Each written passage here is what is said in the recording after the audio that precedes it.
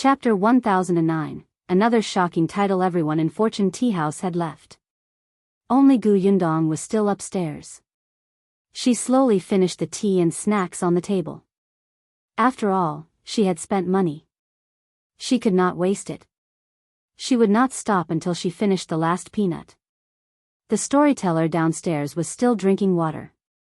He was too excited and his mouth was dry. The boss walked over at this moment and patted his shoulder. "Not bad, well said." The storyteller chuckled. "Boss, when are we going to start the second half of the story? These people are too anxious. They've all run away before you can finish. They were too anxious for a moment and afraid that I wouldn't have a spot. I can understand.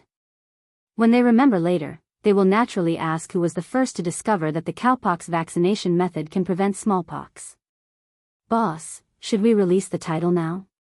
Well, release it in 2 days. Yes, I'll write it first." The boss was in high spirits. The story that young Master Dai had brought was indeed extraordinary. Even the question was especially attractive. The number of guests today was several times more than before, and this story was unique. He could repeat it 2 more times tomorrow and the day after. At that time, the storytellers in the other tea houses in the prefecture would probably memorize it and spread it everywhere. However, this story was only halfway through. How to resolve the suspense left behind would depend on the Fortune Tea House. The customers would definitely increase crazily. When the boss thought of this, he immediately rushed to write the title. Go to. After a while, Yundong finally brought Tong Shuitao downstairs. When she walked behind the boss, she couldn't help but take a look. Indeed, she saw the eye-catching headline, "Oh my God." The person who invented the cowpox vaccination method was actually him. Yundong coughed quietly. Why did he feel so ashamed? She waved and quickly left with Tong Shuitao. When the carriage passed by the entrance of the government office, it was indeed crowded and bustling. The news about the cowpox vaccination method was completely popular. Everyone was discussing it. The number of registrars at the entrance of the government office had also changed from 1 to 3. The queue was very long. Yundong lowered the curtain and sighed slightly. I only realized now that there are so many people in our prefectural city. Today, there aren't too many people. Many people still don't know this news. Tomorrow will probably be even more lively. Tong Shuitao steered the carriage in a different direction to avoid bumping into others. However, just as she was about to leave, she suddenly saw a familiar figure squeezing through the crowd. She hurriedly pulled the reins. "Miss, is that Shao Yuan?" Yundong took a closer look. Wasn't that so? Shao Yuan was small and was also at the back of the queue. However, there were too many people around her. Yundong saw her being pushed around a few times. Her feet seemed to have been stepped on a few times. It was so painful that her face turned pale. There were also people who spoke ill of her. If not for the fact that there were bailiffs protecting the peace, she would have been thrown out. Yundong paused. She immediately got off the carriage and walked towards Shao Yuan. Shao Yuan was trying her best to poke her head out. When she saw Yundong walking over, she was stunned for a moment before she quickly smiled. "Sister Gu, you're also queuing up?" A woman behind her immediately looked at Yundong warily, as if she would interfere. Yundong shook her head. "I'm not here to queue." "Why are you here alone? Where's your mother?" If you find any errors, ads pop up, ads redirect, broken links, non-standard content, etc., please let us know each report so we can fix it as soon as possible. Chapter 1010, Dr. Pig? At the mention of Madame Fan, Shao Yuan looked a little sad. She said in a low voice, "My mother caught a cold. When I came out to buy medicine for her, I heard someone talking about the government office, so I came to line up." As she spoke, she raised her hand. Sure enough, there was a medicine bag in her hand. However, the medicine bag was a little flat from being squeezed around. Yundong waved her hand. "Come out first. I'll bring you back." But Shao Yuan was very hesitant. She looked at the team in front of her and the long line of people behind her. She could not move her legs. She knew about smallpox. When she was very young, she had a close playmate who had smallpox and could not be saved. Later on, her mother told her about the seriousness of smallpox. She especially hoped that there would be medicine that could cure this illness. Now that she finally had it, she did not want to miss it. Seeing this, Tong Shuitao immediately leaned close to her ear and whispered, "Miss knows that Imperial physician from the capital. Don't worry." Shao Yuan's eyes lit up when she heard that. Only then did she come out of the team. Gu Yundong held her hand and got into the carriage. She looked at the long line and slowly exhaled. Shao Yuan had helped her before. Seeing her in such a sorry state, she naturally wouldn't sit back and do nothing. The two of them sent her home directly. Madame Fan had indeed caught a cold. Fortunately, she had recovered a lot after taking a few medicines. Seeing that Shao Yuan had not returned for a long time, she was anxious. When she saw Gu Yundong and the rest, she quickly went into the house to avoid infecting them. Source: Com, updated on. Hence, it was Shao Yuan's father who received Gu Yundong. Gu Yundong explained to him about the incident at the government office and Shao Yuan's father immediately became excited. It can prevent smallpox? Really? Then, I'll queue up and register for my Shao Yuan. Gu Yundong hurriedly stopped him. Don't. I specially brought Shao Yuan back. There's no need to queue up. I'll get Ah Zhu to come over later and give Shao Yuan the vaccine first. Shao Yuan's family wasn't alone. There were also the Su family, and Zhuangzi, and the others. She might as well inoculate everyone in one go so that there wouldn't be any trouble in the future. However, the person performing the vaccination was Ah Zhu. Shao Qingyuan didn't have time at all. Speaking of which, compared to Song Dejiang, Ah Zhu might know this vaccination technique better. After all, ever since Shao Qingyuan started exploring the cowpox vaccination method, Ah Zhu had been learning by his side. He had even personally infected himself with cowpox, so there was no problem with his skills. Shao Yuan's father was even more grateful. Then I'll have to trouble Dr. Zhu one. Gu Yundong was speechless. Dr. Pig? The corners of her mouth couldn't help but twitch. This sounded too awkward. Shouldn't Ah Zhu and the rest change their names? What were their names in the past? She had to ask later. Gu Yundong shook her head and agreed on a time for vaccination with Shao Yuan and the rest before leaving with Tong Shuitao. Unexpectedly, when she went out, she happened to see Mother Su, who lived next door. Mother Su was slightly stunned when she saw her. Then, she went up to her excitedly. Boss Gu, why are you here? I bumped into Shao Yuan on the way and brought her back. Gu Yundong nodded. Aunt, I won't bother you anymore. Well, leave first. With that, Gu Yundong raised her foot again. Mother Su ran up to her. Hey, wait, Boss Gu. Aunt, what's the matter? I do have something to ask you. If you find any errors, ads pop up, ads redirect, broken links, non-standard content, etc., please let us know each report so we can fix it as soon as possible. Chapter 10-11, A Match Made in Heaven. Gu Yundong raised her eyebrows. Sure, ask away. Mother Su looked left and right, looking like she was hesitating. Gu Yundong saw that it was still early, so she simply said, why don't we talk inside? Alright. Boss Gu, please come in. When she entered the Su family's house, Mother Su immediately poured her a glass of water. She was very enthusiastic.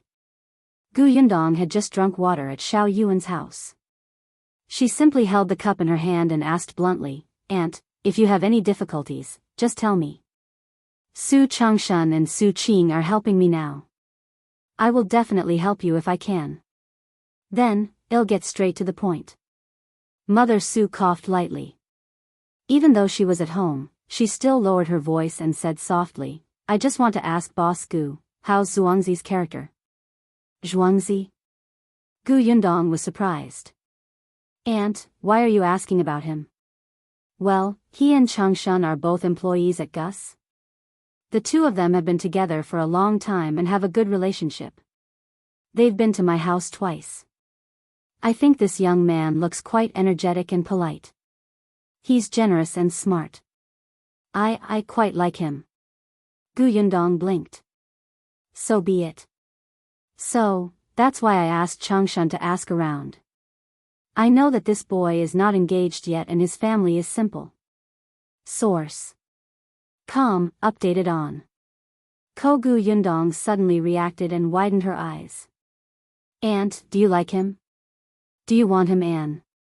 Su Qing, Mother Su was a little embarrassed. "I'm not afraid of you laughing at me.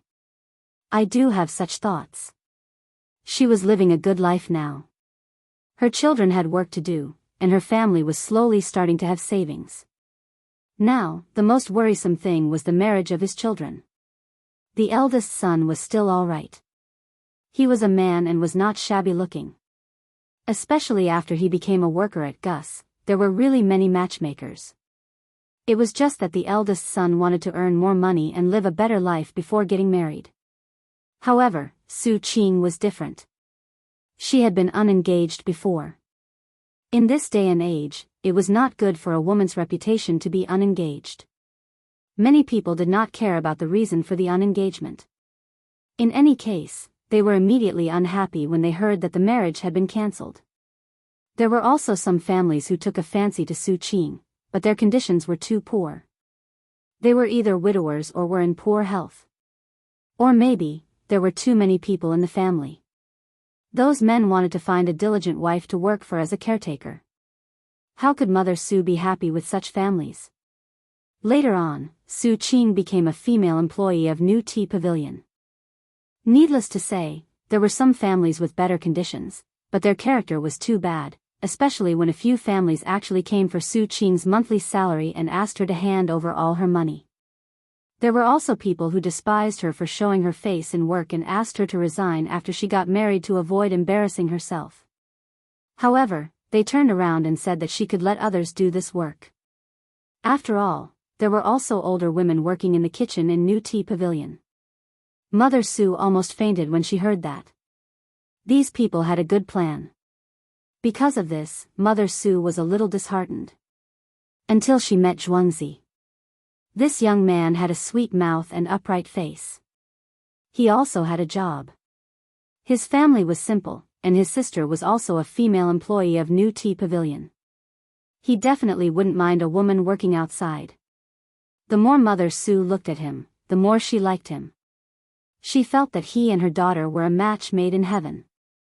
As for whether Zhuangzi was from the prefectural city or the countryside, that was not important.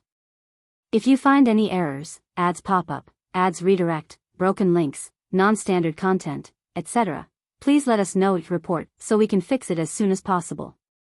Chapter 10-12. This bastard is Heartless. Gu Yundong was a little stunned. She had actually taken a fancy to Zhuangzi?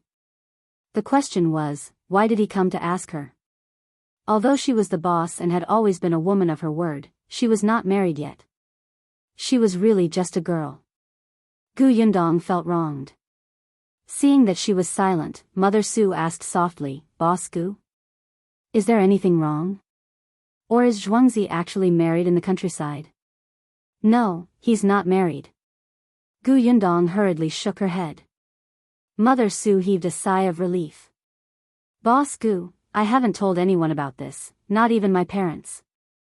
I want to ask you first to understand what kind of person Zhuangzi is." "What kind of person was he?" Gu Yundong thought for a moment and decided to give Mother Su a heads up. Zhuangzi is indeed a good person. In the beginning, he was a worker at Gus in my county city. It was because he did a good job that I transferred him to the prefectural city. But there's something I have to make clear to Auntie first. In the past, Zhuangzi was a hooligan in the village. Although he did not do anything outrageous, he did commit theft. Gu Yundong was not sure if Mother Su would mind this matter. If she did, then this matter would be over. Mother Su was indeed stunned. A hooligan? She had never thought of this, much less expected it. Source. Com, updated on. Kogu Yundong did not hide anything. She also explained the reason why he was a hooligan and his changes and efforts over these days. Mother Su lowered her head and remained silent for a long time. After a while, she raised her head again and said, if that's the case, he became a hooligan for his parents and sister. Now that he's better, he's motivated now. The past is in the past. Moreover, from another perspective, he's a person who values relationships and loyalty. He cares a lot about his family and protects them in his own way. Gu Yundong was speechless. How could that be understood? Was Zhuangzi really someone who valued relationships and loyalty? However, Mother Su felt that it was impossible for people to be perfect. She did not know anything about benevolence and righteousness, but a man who was good to his family was responsible. If he knew how to be filial to his parents, dote on his sister, and work hard to earn money, he would treat his wife well in the future. They were all small fries. It was enough that they could protect their small family. At this moment, Gu Yundong actually felt that Mother Su was extremely smart. But, what if Zhuangzi, that bastard, focused on developing his career? He did not seem to have thought about marriage. His goal was to be a shopkeeper and reach the peak of his life. This bastard had no feelings. At the thought of this, the veins on Gu Yundong's forehead twitched. After a while, she said, since Andy thinks that Zhuangzi is a good person, I'll go back and figure out his intentions. If he's interested, I'll get him to find a matchmaker to propose marriage. If he still doesn't want to get married, well, pretend that we never talked about this. What do you think? Mother Su immediately smiled and nodded. Thank you, Boss Gu. Gu Yundong waved her hand. There's no need. They're both my shop assistants. I'll be happy if something good happens to them. Just don't ask me to be a matchmaker next time, will you? She was really not good at this. Gu Yundong secretly wiped her sweat and left the Su residence with Tong Shuitao. After getting into the carriage, she collapsed inside. Tong Shuitao looked at her in surprise, paused, and asked softly, Miss, are we going to Gus to look for Zhuangzi? If you find any errors, ads pop up, ads redirect, broken links, non-standard content, etc., please let us know each report so we can fix it as soon as possible. Chapter 10:13. Get used to being ugly. Gu Yundong stood up and looked outside. He shook his head and said, I'm not going. The road to Gus is blocked now. It's not easy to walk on. Besides, I haven't thought of how to ask Zhuangzi. Tong Shuitao was puzzled. How else could she ask? She could just ask him if he wanted a wife and let Miss introduce one to him. However, there was indeed a crowd on the road. It was getting late, so it was better to go home first. The small courtyard was also very lively. On the street where they lived, many people were discussing this matter. The Gu family knew that the cowpox vaccination method was Shao Qingyuan's idea, but they didn't say anything. For the past few days, other than Gu Yundong, the rest of the Gu family had been obediently staying in the small courtyard. A few days ago, Shao Qingyuan had just finished inoculating Miss Gu Yunka. She was much better now. The younger siblings in the family had not had smallpox yet. Since there was a preventive method, it would definitely be used on them immediately. However, Yunshu and Yuanji were in the county city, so they inoculated Kiki first. It was just that the young lady still had marks on her body. She felt that she was too ugly and refused to come out of her room. The first thing Gu Yundong saw when she came in was that she had covered her head with red gauze. She looked like a little bride. She smiled at once. The little girl heard the sound and immediately turned her head. Sister, you're back? Where's brother Shao?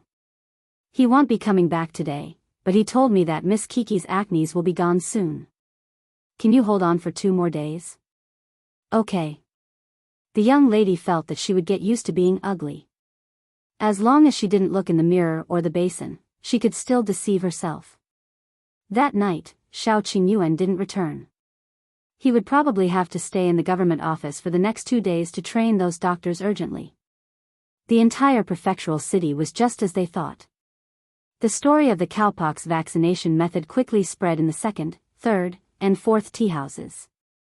More and more people knew about this method to prevent smallpox.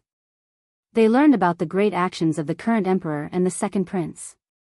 They also knew that there was a long queue outside the government office. The number of people registered had already lined up until a month later. Most people had the mentality of following the masses.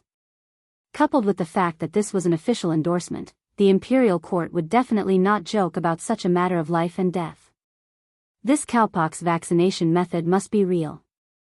They had to take this opportunity to queue up. Not only did they record their names, but they also reported the names of the people close to them. The people of many villages outside the prefecture capital also heard the news and rushed over. There were even people from the nearby county cities who came to register. Seeing that there were more and more people, the prefecture magistrate began to get people to tell stories in the tea houses in the counties. However, the outcome was still slightly different. After all, it was impossible for the imperial physicians sent by the imperial court to go to every county city. Being able to stay in the prefectural city for 3 months was already the limit. Therefore, they changed the part where the imperial physician was staying in the prefectural city to that the doctors personally taught by the imperial physicians personally stayed in the county cities. The other 2 points, the limitation of numbers and the free consultation, were the same as in the prefecture capital. However, this was enough. Soon, there was a long queue outside the county office. Shao Qingyuan only returned to the small courtyard on the third night. When he returned, it was already dark. Almost everyone in the Gu family had gone to rest. Only Gu Yundong was still sitting in the study reading the account book. If you find any errors, ads pop up, ads redirect, broken links, non-standard content, etc., please let us know it report so we can fix it as soon as possible. Chapter 10:14. I'll pick a good day first. Gu Yundong knew that he would definitely come back today, so she specially waited for him. Hearing the commotion outside, she immediately came out. Shao Qingyuan looked very tired. Although he had already washed up and changed into clean clothes, he was still haggard. Gu Yundong quickly pulled him to sit down. She stood behind him and massaged his shoulders. Are you tired? After all, he was alone, but in just a few days, he had to choose from hundreds of doctors those with good character. He also had to teach these doctors and make sure that they didn't make any mistakes and master the entire process of the cowpox vaccination method. The workload was so huge that it was very tiring. Gu Yundong was very dissatisfied with the emperor. He could have sent an imperial physician over to her prefectural city, but he insisted on letting Shao Qingyuan organize this matter. He was too black-hearted. If she had known earlier, she wouldn't have spent so much time praising his achievements. Are you feeling better? Gu Yundong pinched his shoulder and said, I made chicken soup tonight. I left a bowl in the kitchen to keep it warm. I'll bring it over for you now. Have some and go to bed early. I'll drink it later. Shao Qingyuan pulled her in front of him. It was late at night, so his actions were indeed much bolder. He reached out and held her on his lap, burying his head in her neck. I'll just hug you. I haven't seen you for a few days. As he spoke, he could not help but tighten his grip. Well, start giving everyone vaccines tomorrow. We might be even busier later. Gu Yundong felt very comfortable in his arms. She leaned against him and whispered in his ear, It's okay. I'll visit you every day. Really? Yes, really. Shao Qingyuan immediately heaved a sigh of satisfaction. In 3 months, I will almost be able to let go. At that time, let's prepare for the wedding, okay? Okay. Gu Yundong raised her head slightly and looked at his slightly curled lips. She felt inexplicably happy. Then, shall I choose a date first? It was said that it was best to choose 3 good days for a wedding and then take them to the temple to calculate which was the most suitable through divination. Gu Yundong felt that it was time to prepare. Then, after her father finished the prefectural examination, she would show her father the 3 days. Shao Qingyuan's eyes lit up. Looking at her serious expression, his heart trembled and he kissed her fiercely. Gu Yundong almost lost her balance. She subconsciously grabbed his shoulders with both hands. Fortunately, his big hands were firmly tightening her from behind. After the kiss, Shao Qingyuan's voice was hoarse. Choose a closer time. Gu Yundong could not help but laugh. She pushed him. Got it. I'll bring you some chicken soup. With that, she stood up and left. When she passed by the main room, she suddenly heard Gu Dajiang sneeze heavily. Not only was Gu Yundong shocked, but Gu Dajiang himself was also shocked awake. He turned around in a daze and continued to sleep with his wife in his arms.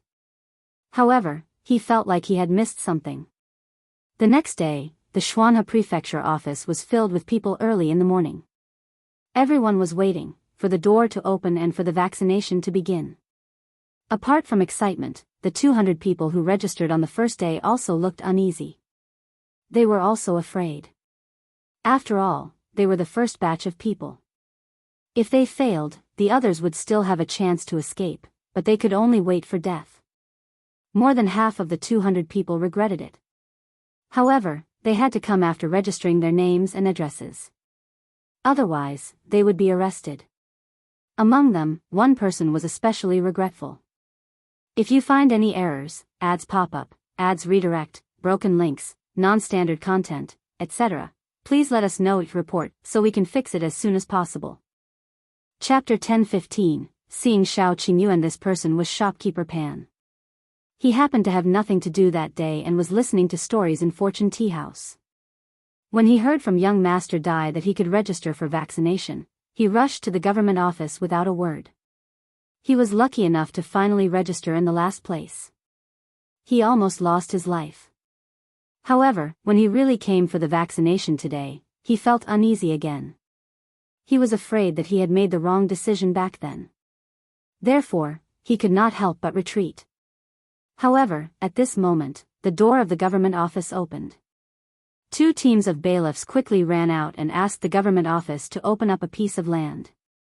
Immediately after, Prefecture Magistrate Dai brought the private advisor and the others out. Looking at the noisy crowd outside, he immediately waved his hand and asked everyone to stop. Then, he said, "Quiet. I know that everyone still has a certain amount of doubts and distrust towards the cowpox vaccination method. I guarantee that the cowpox vaccination method is indeed a medical procedure that can prevent smallpox. It has been confirmed by all the Imperial physicians in the Imperial hospital of the current dynasty. The method was named by His Majesty and personally tested by the second prince, so everyone can rest assured. After all, he was the prefecture magistrate with a good reputation and power." When everyone present heard him say these words personally, they were instantly relieved. The prefecture magistrate continued, "Moreover, the person who came to our Xuanhe prefecture this time to guide the other doctors to learn the cowpox vaccination method is someone who has personally vaccinated the second prince." Wow, the audience was surprised, but soon became happy and excited. It was definitely not a problem if he had inoculated the second prince personally. If his medical skills were not good, the emperor would not be at ease with him personally doing it, right? The prefecture magistrate's words were like a calming pill for everyone. Seeing that the commoners looked relieved, Prefecture Magistrate Dai was satisfied. "Now, please follow Constable Wang to the Million Gold Pavilion. You will be vaccinated there." The Million Gold Pavilion was a large courtyard not far from the government office. It was once a mansion under the name of an official, but it was emptied after his house was raided. Because people said that the feng shui of this courtyard was not good and the price was not low, no one had bought it until now, so it was still owned by the government. It just so happened that there would be at least 3 months of vaccination time, and there were many commoners.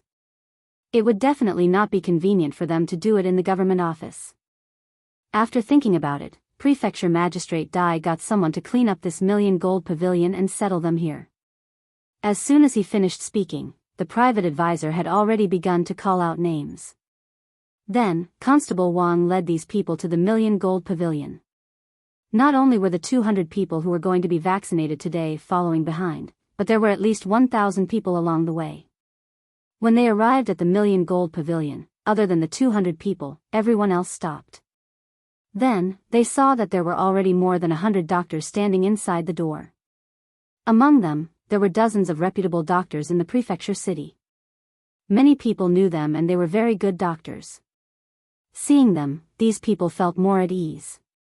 Constable Wang quickly called out their names and led the commoners to the doctors. The rest of the people who had not had their turn waited at the side.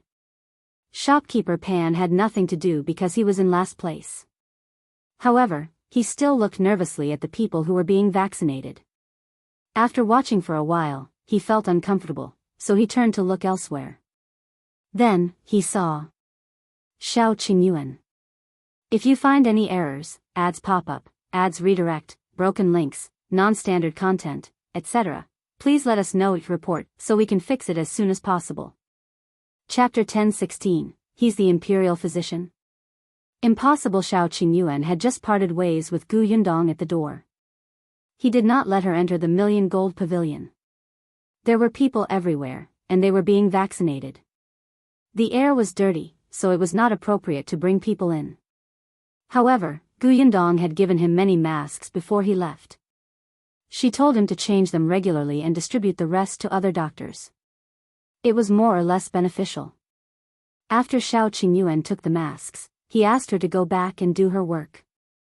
After watching Gu Yundong leave with his own eyes, he turned around and entered the million gold pavilion. At this moment, he was giving masks to these doctors who were preparing, so he did not have time to put one on himself.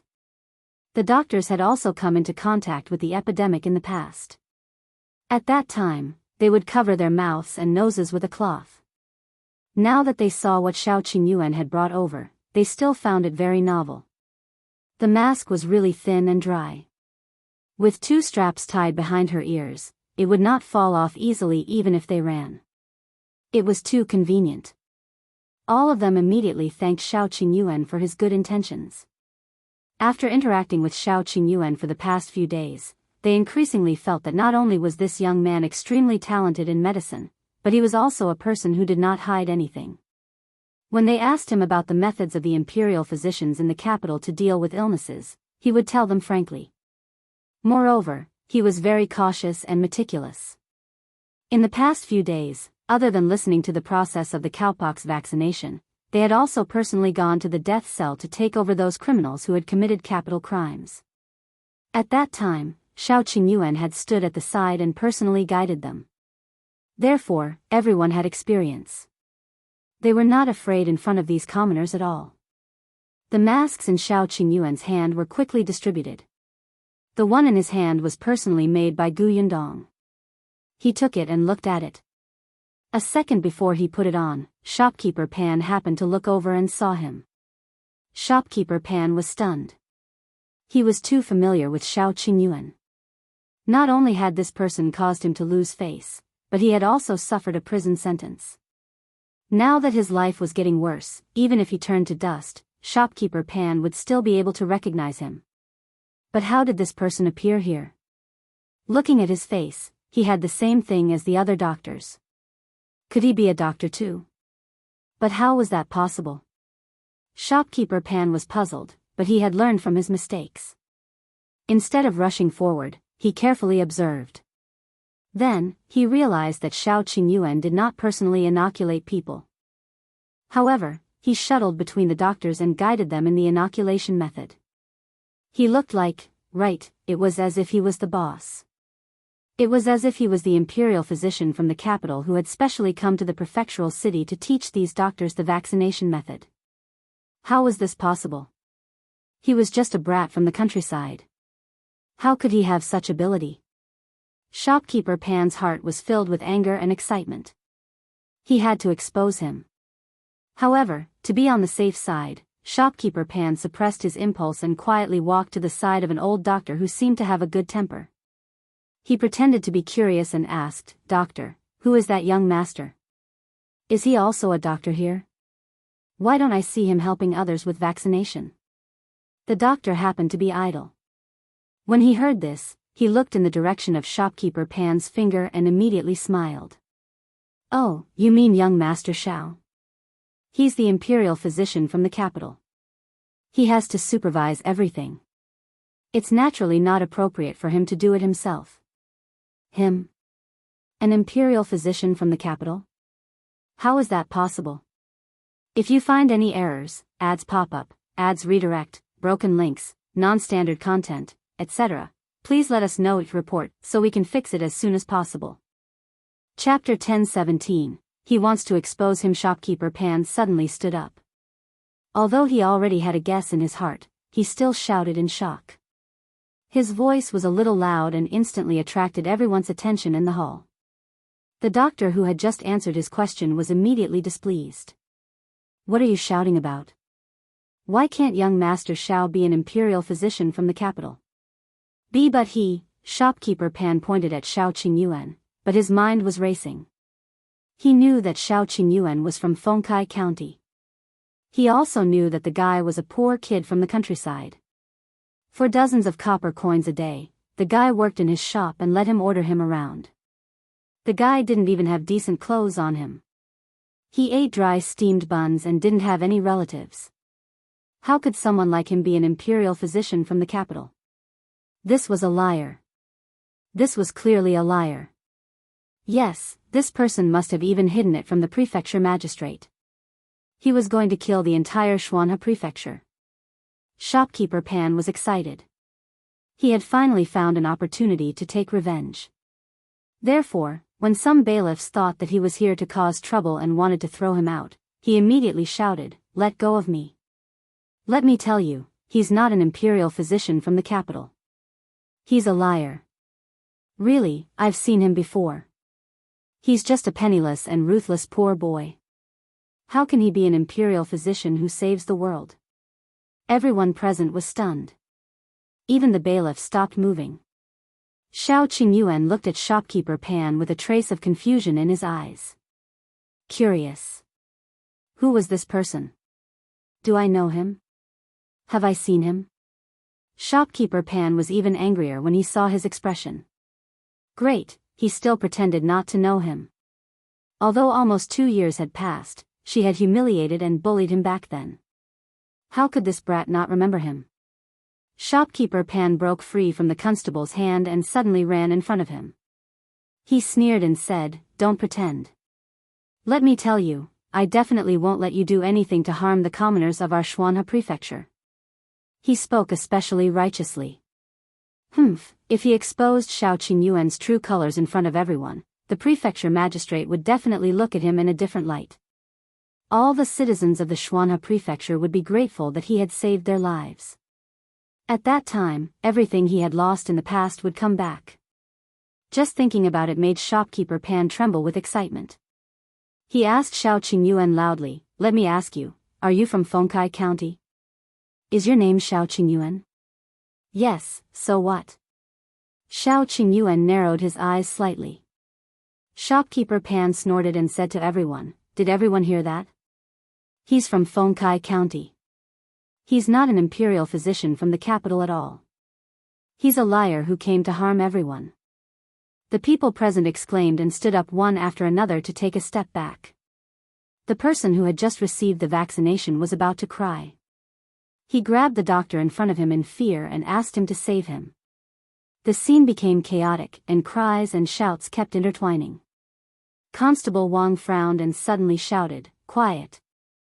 Anyone who makes any more noise will be thrown out." The hall instantly fell silent, but everyone looked at Shao Qingyuan with hatred in their eyes. Shopkeeper Pan was instantly smug, but Shao Qingyuan looked at him as if he was a fool. After a while, he took out something from his pocket and asked him, "Do you know what this is? If you find any errors, ads pop up, ads redirect, broken links, non-standard content, etc., please let us know it report so we can fix it as soon as possible." Chapter 10:18. What happened? Shopkeeper Pan was stunned for a moment.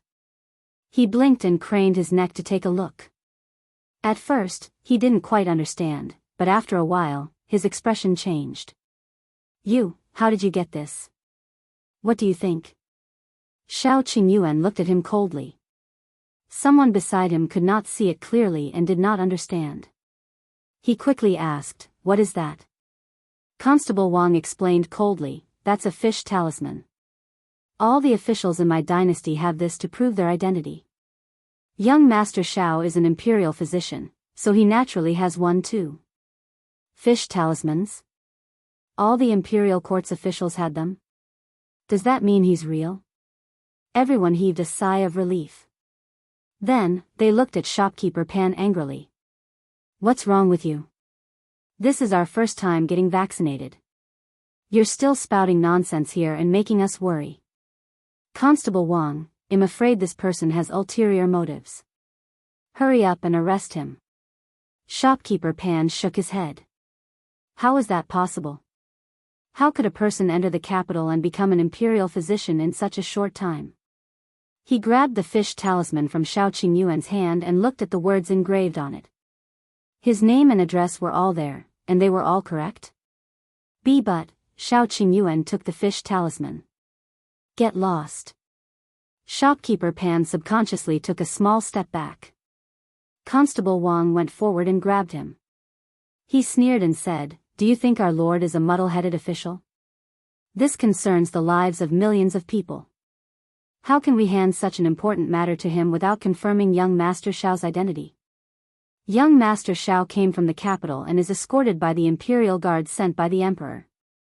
No, there were no Imperial guards, but words had to be said beautifully. Shopkeeper Pan took 2 more steps back, feeling flustered. The others present pointed at him, making him panic. Constable Wang grabbed him and walked out. This is the Emperor's decree. You clearly have ulterior motives for doubting young Master Shao. Come, follow me to the government office. No, my lord, please spare me. I really didn't. I misunderstood. Constable Wang didn't listen and dragged him out. Tell the prefecture magistrate if it's a misunderstanding. Shopkeeper Pan burst into tears on the spot. He had already been to jail once and did not want to go again. His begging voice became more urgent, but it was also getting further and further away. After the voices could no longer be heard, Shao Qingyuan said to everyone, It's all right. Continue. Everyone present now firmly believed in Shao Qingyuan. He was a true imperial physician who could take out fish talismans and could be trusted. Shao Qingyuan pinched the fish talisman in his hand and narrowed his eyes. This fish talisman was given to him by the Emperor.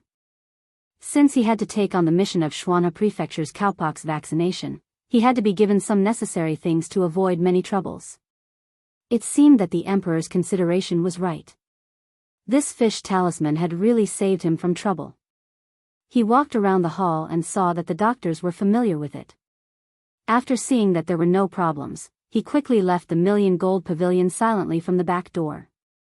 There was a carriage parked outside the back door. There were guards on both sides. When they saw Shao Qingyuan, no one stopped him. They let him walk to the carriage and jumped up. 2 people were sitting in the carriage and talking softly. When they heard the commotion, they immediately turned to look at him. What's going on with Shopkeeper Pan? If you find any errors, ads pop up, ads redirect, broken links, non-standard content, etc., please let us know each report so we can fix it as soon as possible. Chapter 1019, Found Money? The person who spoke was Qin Wenjing, who should have stayed in the county city. Shao Qingyuan frowned and said, It should be someone who knew me in the past. I don't remember him. The prefecture magistrate waved his hand. I've already sent someone to investigate. Do you think he's the person who will sabotage the cowpox vaccination? It doesn't seem like it. Qin Wenjing lowered his eyes and pondered. If someone really wanted to cause trouble during this vaccination, they shouldn't have found such a person. He looks a little like a fool. Shao Qingyuan agreed with this. It's not him, but after Shopkeeper Pan's commotion, I realized that someone's behavior is very strange. Who is it? Qin Wenjing asked anxiously. The vaccination this time was too big. It was very likely that someone would make a big fuss. Especially in the Xuanhe Prefecture and Fengkai County. Qin Wenjing had stayed in Fengkai County for a few years with the Emperor's secret mission. It could be seen that Fengkai County was hiding a huge secret.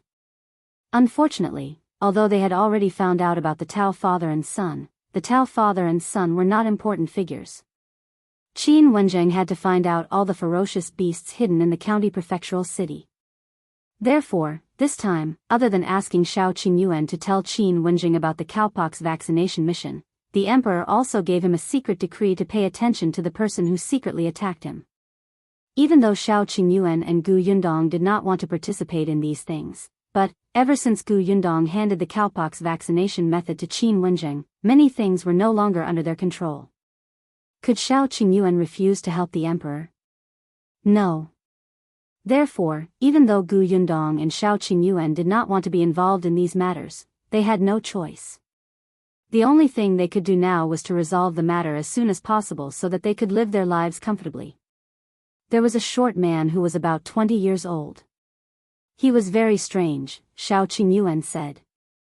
At that time, shopkeeper Pan bumped into him.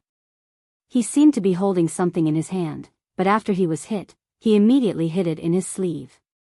Qin Wenjing and Prefecture Magistrate Dai looked at each other. In that case, do we have to thank shopkeeper Pan? Shao Qingyuan, do whatever you want. He alighted from the carriage.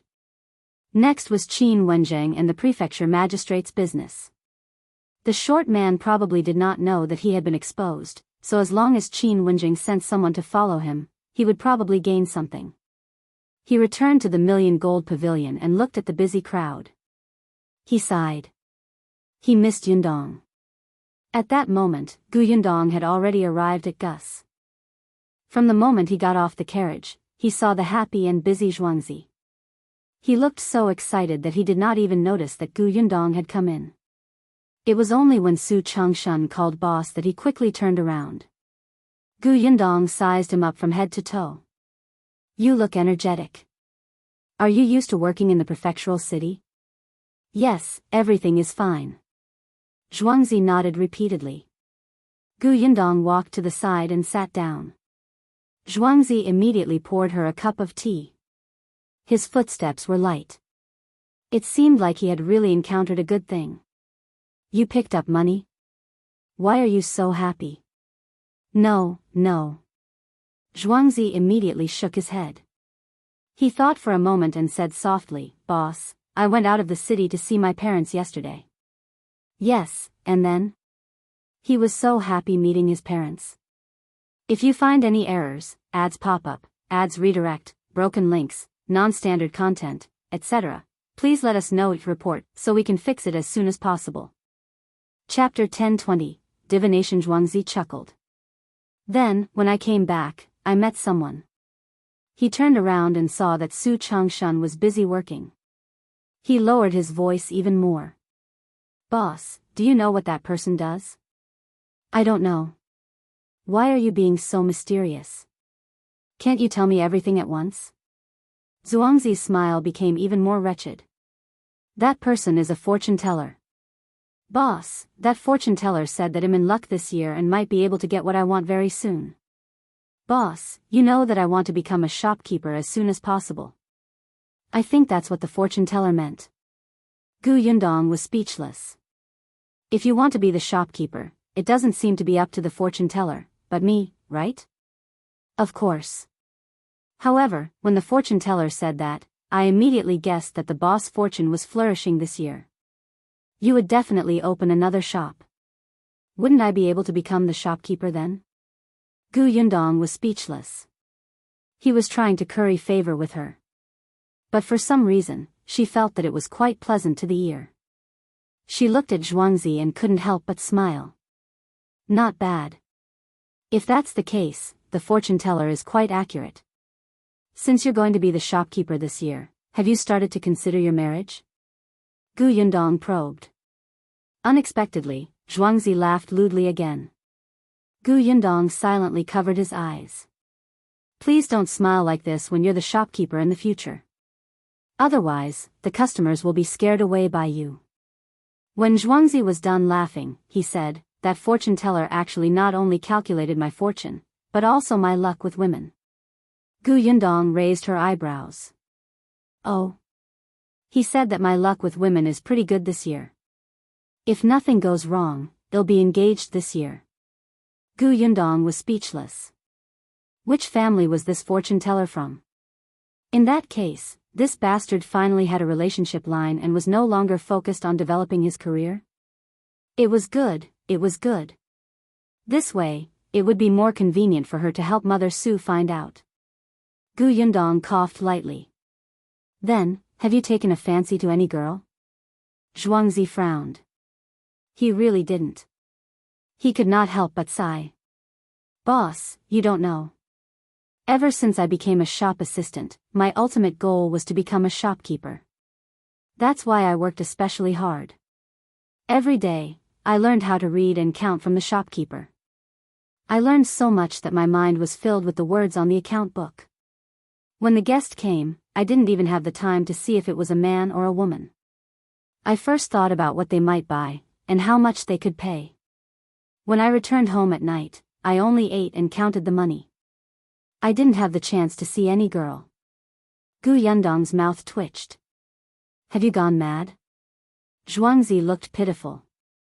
Actually, before he became the shopkeeper, he had never thought of getting a wife. If it was in the past, he would not have taken the fortune teller's words seriously. But wasn't he living with his sister and brother-in-law now? As a single man, he watched Zhang Bao and Lan Huar being clingy every day, who felt that there were only the two of them in the world. He was too agitated. Especially when he called out to them, the two of them acted as if they did not hear him. Zhuangzi was so angry that he was unwilling to go home several times and lived in the backyard of this shop. Therefore, he felt that he had to start thinking about marriage. Gu Yundong could not help but roll her eyes. If you find any errors, ads pop up, ads redirect, broken links, non-standard content, etc., please let us know each report so we can fix it as soon as possible. Chapter 1021, I'll secretly show him. Zhuangzi chuckled again. Boss, you know a lot of people. Let me see if there's a girl suitable for me. Let me think. Gu Yundong frowned and seemed to ponder carefully for a while. After a while, he suddenly looked up. There really is a very good girl. Zhuangzi's eyes lit up. He automatically sat down on the chair beside her and eagerly handed her a cup of tea. Really? Which girl? Boss, tell me quickly.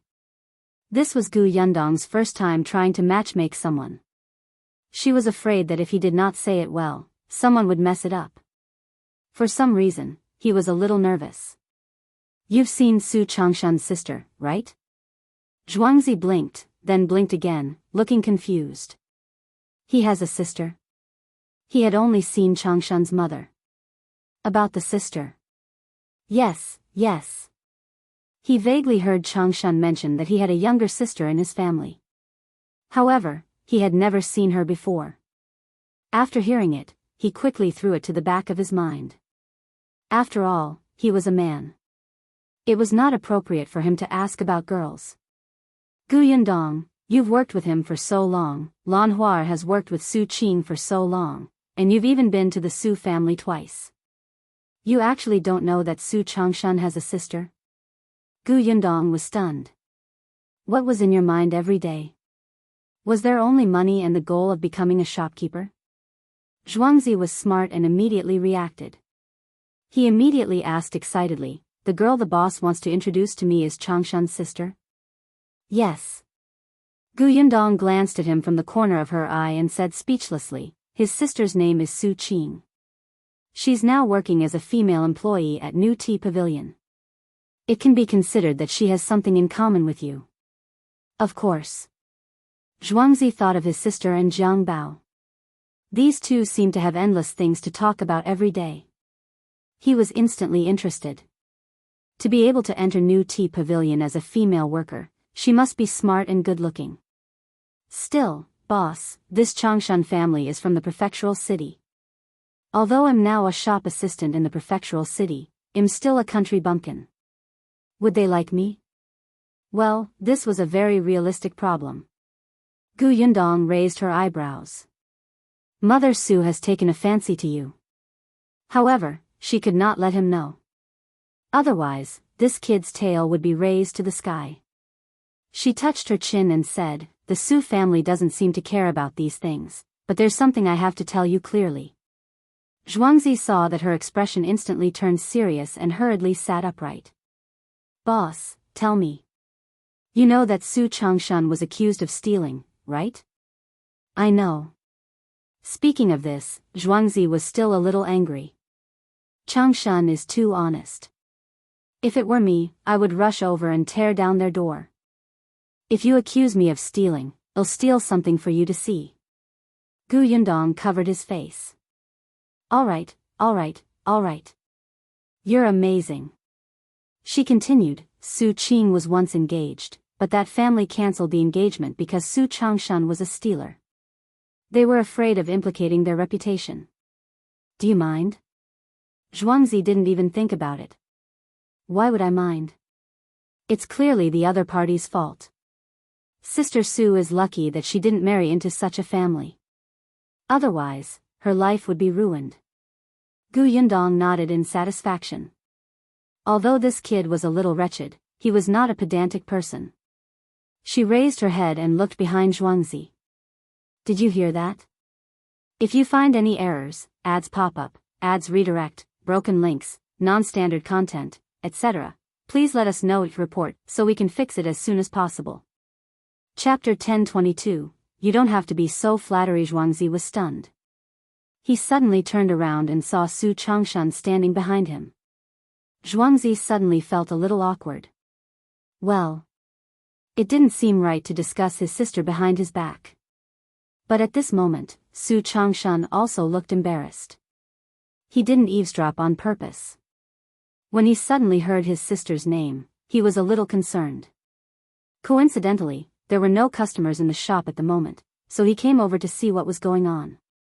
Unexpectedly, just as he stood at the back, he heard Xuanze's words. For a moment, Su Changshan felt very complicated. However, she quickly realized that the boss was going to introduce Xuanze to his sister. He suddenly looked up at Gu Yundong. Boss, my sister, Su Qing has a good personality and is diligent. Xuanze is also smart and protective of his family. You've been with him for some time. What do you think? Su Changshan felt that Xuanze was very loyal and had a good character. He was worth entrusting life to. In that case, it seemed like it was not a bad idea for his sister to marry him. Seeing that Su Changshan didn't say anything after thinking for a long time, Xuanze was a little anxious. He immediately put his arm around Su Changshan's shoulder and said, Don't worry. I'm not good at anything else except being protective. Your sister will definitely not regret marrying me. Gu Yundong held her forehead. Wait a minute. Don't be hasty. It's not up to the two of you to decide on this matter. I think that at the very least, you have to meet Su Qing and both of you think that the other party is not bad. Only then can you sit down and talk about this marriage, right? Su Qing still didn't know about this. It was useless for them to say anything. Xuanze hurriedly nodded. Yes, yes, yes. Boss, let's go over now. Now? The corners of Gu Yundong's mouth twitched. She glanced at him. Are you going to look at her dressed like this? Xuanze looked down. He was wearing the uniform of the shop. He had just moved the goods, and his clothes were still a little dirty. It did not seem appropriate. If he went to see her like this, she might think that he was a sloppy person who did not like cleanliness. Then, I'll get Lan Hua to make me a new set of clothes later. I'll go in 2 days. Gu Yundong nodded and looked at Su Changshan. Go back and ask Su Qing what she thinks. He paused and added, Tell her in front of your mother. I understand, boss. Gu Yundong glanced at Xuanze, who hurriedly said, My parents are fine. They said that as long as I'm willing, they'll come and propose marriage later. Gu Yundong did not say anything else. They agreed to meet the shop. At that time, Su Qing could take the opportunity to visit Su Changshan and talk to Xuanze. If both parties were satisfied, Gu Yundong would not have anything to do after that. Gu Yundong heaved a sigh of relief. Indeed, it was too difficult to be a matchmaker. She stood up. Alright, continue working. I'll go to the pharmacy to take a look. Zhuangzi hurriedly sent her out. Boss, take care. Be careful of these steps. Don't splash water on the ground. Gu Yundong was speechless. She shook her body violently. Did he have to be so obsequious? Tong Shuitao could not take it anymore. She quickened her pace and followed Gu Yundong. The pharmacy was not far away. The two of them turned 2 alleys and arrived. As soon as she entered, Jiang Bao happened to be standing behind the counter, pounding the medicine carefully. As for Ah Zhu, he was tidying up the medicine cabinet. If you find any errors, ads pop up, ads redirect, broken links, non-standard content, etc., please let us know each report so we can fix it as soon as possible. Chapter 1023, Name change. The two of them stopped when they saw Gu Yundong enter. Miss, why are you here? Gu Yundong was about to speak when she saw Ah Go and Ah Shu walk out of the backyard. Ah Mao was not around and was at the Million Gold Pavilion with Shao Qingyuan. Dr. Xiong wasn't around either. A medical fanatic like him was naturally the most passionate about learning cowpox vaccination. Therefore, at this moment, he was among the hundreds of doctors who were vaccinating people. However, when he was not around, the business of the pharmacy was exceptionally good. It was probably because the vaccination was about to take place in the entire city. There were still some people who were not at ease and secretly came to the medicine shop to buy medicine. If the vaccination failed, at least there would be a way out, right? Therefore, when Dr. Xiong was not around, Go and Ah Shu came to help. Miss, are you looking for us? Why don't you go to the backyard and rest first? No, thank you. Gu Yundong shook her head. I'm just looking for Ah. She stopped mid-sentence. She recalled how Shao Yuan's father had addressed the guy. Dr. Pig? She suddenly couldn't call Ah Zhu's name. She paused and could only point at him, who was coming down the wooden ladder after closing the medicine cabinet. She said, "Come down first. I have something to ask you." Ah Zhu was confused and hurriedly walked over. What's the matter? Gu Yundong glanced at Ah Go and Ah Shu again and asked with a frown, what were your original names? The three of them looked at each other. Miss, why are you suddenly asking this? I'm just thinking that you're not young anymore. In 2 to 3 years, you'll have to get married. In the future, when you walk around outside, you can't let people continue to call you Ah Zhu, Ah Go, Ah Shu, and Ah Mao. People will think that they've entered the zoo. Why don't you change to your previous names? The three of them were stunned and paused, but they fell silent. Gu Yundong was a little surprised. Of course, it's okay if you don't want to change. I'm just making a suggestion. No, miss, it's not that we don't want to change. It's just that, Ah Zhu hesitated for a moment before denying softly. Jiang Bao listened from the side and immediately said, I think it's good to change your names. 2 days ago, there were customers who came in to buy medicine. They directly called Ah Zhu Mr. Pig. Gu Yundong was speechless. It turned out that Shao Yuan's father was not the only one who called him Dr. Pig. Ah Zhu glared at Jiang Bao, who raised his eyebrows smugly. After a long time, Shu, who was the oldest among the three, said, Miss, we actually want to change our names, but we don't want to change back to our previous names. If possible, can you tell the boss to let us have the surname Shao? Why? Gu Yundong was surprised. Ah Shu smiled bitterly and said, we're all orphans without parents. When the 4 of us lived together, we agreed to be brothers and relatives. That's why we randomly named Ah Mao, Ah Shu, Ah Zhu, and Ah Go. We felt that this was more intimate, as if we were a family. If we switched to our original names with different surnames, we would feel that we had become orphans again. Gu Yundong was shocked. She did not expect them to think that way. She immediately regretted her suggestion. Although names didn't mean anything, the meaning was completely different for Ah Zhu and the others. Jiang Bao also stopped pounding the medicine. His expression became more serious and he did not speak anymore. Gu Yundong opened her mouth and was about to say that it was fine when she heard Ah Go speak in embarrassment. If you find any errors, ads pop up, ads redirect, broken links, non-standard content, etc., please let us know your report so we can fix it as soon as possible. Chapter 1024. I want to be surnamed Shao, miss. Actually, we're following young master now. Young master treats us as his family. Previously, we've also thought about whether we can follow young master's surname. We're just afraid that we'll climb up young master's social ladder. They used to have parents and brothers, and they even had a good relationship. However, ever since their parents were gone, it was as if they were the only ones left in the world. What family, clansmen, and friends? Other than hitting them when they were down, who had reached out to them? The four of them only had each other. They were each other's family and friends. It was only when they met Shao Qingyuan and Gu Yundong that they gradually felt a sense of belonging. However, they had never thought of changing back to their original names. They even vaguely rejected it. Gu Yundong understood and immediately smiled. What does it matter? I'll make the decision. Your surname will be Shao. However, you can think about your names yourself. We'll confirm it later when Brother Shao is free. The three of them were instantly happy. There was a hint of excitement on their faces. Really? Yes. Gu Yundong nodded heavily. Actually, before Shao Qingyuan met her, wasn't he also alone? This was quite good. Jiang Bao was also happy for them. Seeing that the atmosphere was good, he immediately waved his hand and said, I'm here to give you names. Let me tell you, my name was changed by myself when I was 10 years old.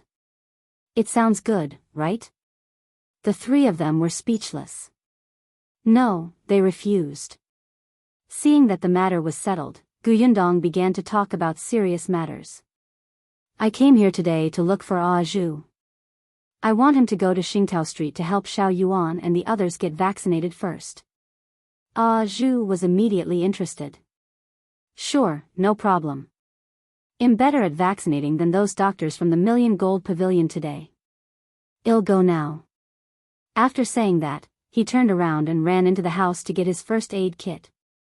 Gu Yundong was afraid that Shao Yuan's family was not familiar with them, so he asked Tong Shui Tao to accompany them.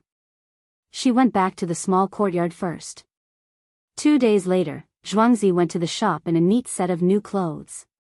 At noon, Su Qing came to deliver food to Su Changshan before the two of them met. Gu Yundong did not know what exactly they had talked about, but the next day, Zhuangzi ran to his parents and went to the Su family to propose marriage. Gu Yundong was invited as a witness. Zhuangzi and Su Qing's marriage was decided in just a few days. The cowpox vaccination in the Million Gold Pavilion was also in full swing. The news of shopkeeper Pan's commotion that day still spread. Many people knew that the Imperial physician sent by the capital was from Fengkai County. However, they were not sure if it was true or not. At this moment, a new title was hung outside the door of Fortune Tea House. Everyone pointed at the title and discussed animatedly. Some people couldn't wait to ask the boss for an answer. The news of cowpox vaccination had already spread throughout the prefectural city. Almost everyone knew about it. Therefore, there were twice as many customers in Fortune Tea House as last time. Shao Qingyuan hadn't returned for a few days. The Million Gold Pavilion had a place for him to stay in. Those who had finished receiving the vaccination couldn't leave for the time being. They had to stay in the Million Gold Pavilion for a few days. As an attending physician, Shao Qingyuan naturally had to deal with unexpected situations at any time. Fortunately, Shao Qingyuan had seen the traces of the person who wanted to cause trouble that day. Now that Qin Wenjing had found out, the subsequent vaccinations were very peaceful. However, on this day, 7 or 8 people suddenly came to look for Gu Yundong outside the city. If you find any errors, ads pop up, ads redirect, broken links, non-standard content, etc., please let us know your report so we can fix it as soon as possible.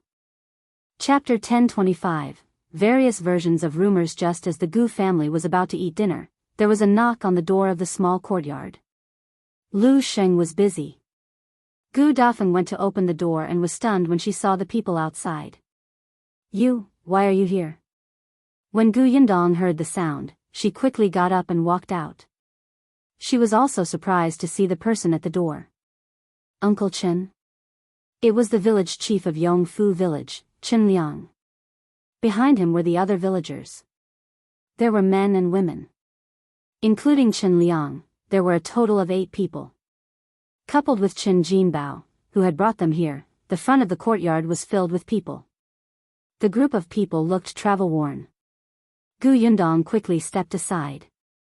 Have you just arrived at the prefectural city? Come in first. We can talk later. Chen Liang wiped his face. All right, sorry to disturb you. Gu Yundong led the group into the central room. Gu Dajiang also came out and poured them sugar water. The group of people took a big sip. Their entire bodies were warm before they slowly exhaled. After catching his breath, Chen Liang said, Brother Gu, Yundong, we didn't mean to disturb you at this time. There are really some things that we're very anxious about and we want to clarify. Gu Yundong and Gu Dajiang looked at each other. Just ask. We heard that the capital has already found a way to resolve the smallpox. Now, the Imperial physician is doing vaccination for everyone in the prefectural city. What kind of vaccination is that? Also, the Imperial physician isn't going to the county city, right? Gu Yundong was stunned. She did not expect them to ask about this. Before she could answer, another villager beside her asked impatiently, That's right, Yundong. The Imperial physician only treats people in the prefectural city and doesn't care about the county city? Wouldn't our village have even less chances? Now, the entire Fengkai County knows about this. They said that the vaccination will end in 3 months. That won't do. If they don't care about us in 3 months, won't we only be waiting for death? Why won't they vaccinate us? We heard that we have to go to the government office to register first, but we've asked. The number of people registered in the government office has long exceeded 3 months. We don't have a share at all. As soon as Chen Liang spoke, the people behind started talking at once. Among the people who came this time, other than Chen Liang, there was also the 6th grandfather's grandson, as well as those who had a good reputation in the village and could speak. The few women were also smart and capable. It seemed that everyone attached great importance to this vaccination. However, as the news spread, there were all kinds of versions. Clearly, everyone only knew a little. There was nothing they could do about it. Although the storyteller in the county city had explained the matter clearly, not everyone would go to the tea houses to listen. This caused everyone to hear different parts of the story. Still, Gu Yundong could not help but look at Chen Jinbao. Chen Jinbao was going back and forth between the prefectural city and Yongfu village to deliver goods. He should know about the prefectural city. Why did he not explain it clearly? Chen Jinbao touched his nose and laughed dryly. He didn't know how to explain. On the other hand, Chen Liang glared at him and said to Gu Yundong, We thought that this kid had stayed in the prefectural city for a long time and should know clearly, but we didn't expect him to know nothing.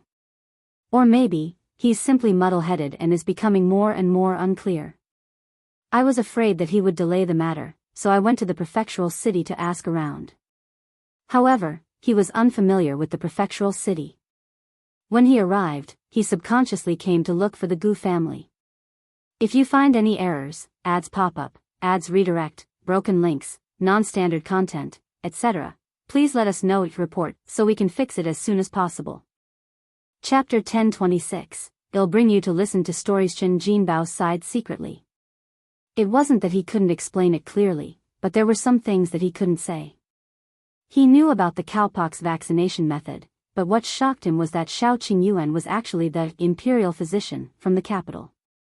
He could not tell his parents about this at all. After all, he had to keep this a secret from the beginning. What if he said it and ruined the prefecture magistrate's plans?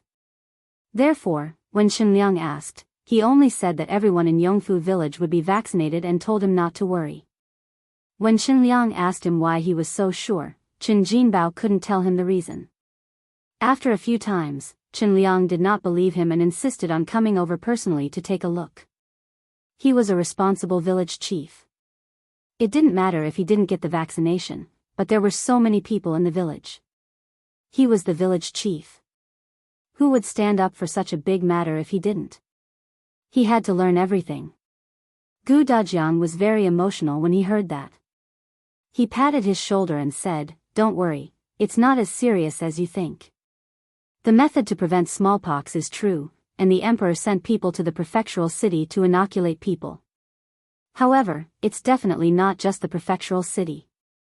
The county cities, towns, and villages won't fall behind." Chen Liang's eyes lit up. "Really?" Gu Yundong replied, "Of course it's true. If Uncle Chen doesn't believe me, there's a very popular storytelling show tomorrow at Fortune Tea House. I've reserved a table. I'll bring you to listen to it then. How about that?" Chen Liang was stunned and quickly shook his head. "How can I have the mood to listen to other people's stories at a time like this?" The others present were interested. The storytelling shows in the prefectural city were very exciting. It was rare for them to come, so they had to take a look and listen. They originally wanted to find out more and buy something to bring back before telling others about the flourishing scenery in the prefectural city. However, after hearing Chen Liang's words, they could only lower their heads in disappointment and not express their opinions. Gu Yundong smiled and said, "Uncle Chen, don't be in a hurry to refuse.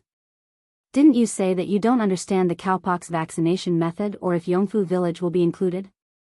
Go and listen tomorrow and you'll understand everything." "Is that so?"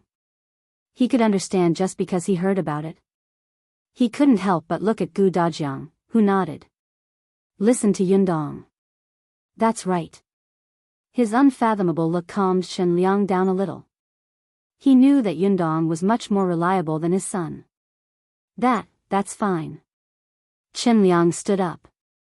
"Sorry to disturb you today." "Well, leave first.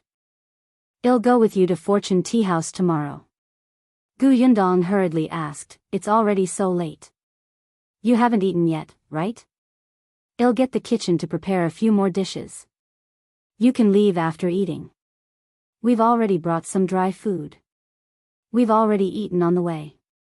There's no need to trouble you. Go ahead and do your work. There's no need to send us off." Chen Liang was also very embarrassed to have come just in time for dinner. However, he had no choice.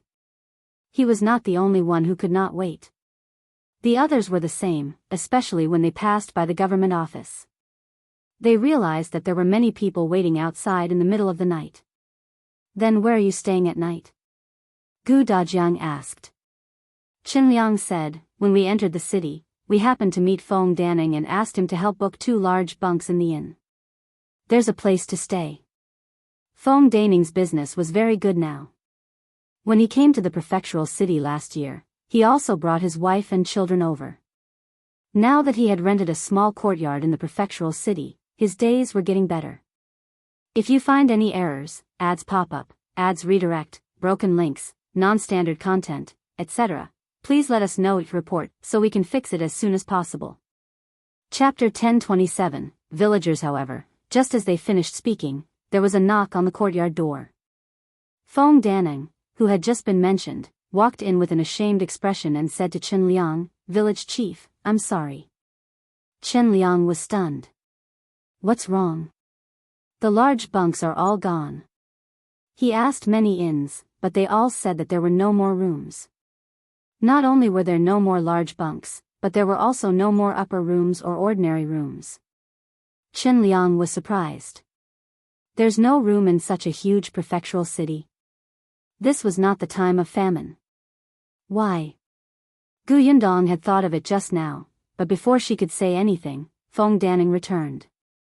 Looking at the anxious expressions of Chen Liang and the others, she said, "The prefectural city is currently doing cowpox vaccination, so many commoners came after hearing the news. Not only are there no more large bunks, but I'm afraid many of the courtyards that can be rented out are also gone." This was inevitable. There were many county cities under the Xuanhe Prefecture. Those who heard the news would definitely rush to the prefectural city to verify if the news was true. In particular, there were some wealthy families with many servants and guards. Most of these people lived in large bunks. Chen Liang and the others arrived a little late, so there were naturally no rooms. Then what should we do?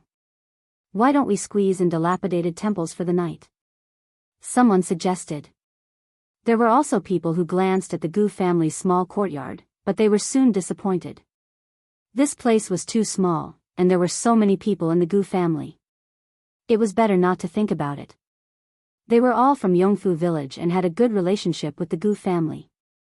Gu Yundong would definitely not let them stay in a dilapidated temple. That would be too demeaning. Uncle Chen, Brother Shao, and I have a courtyard at the back of our shops. There are still a few empty rooms now. If you don't mind, you can squeeze in first.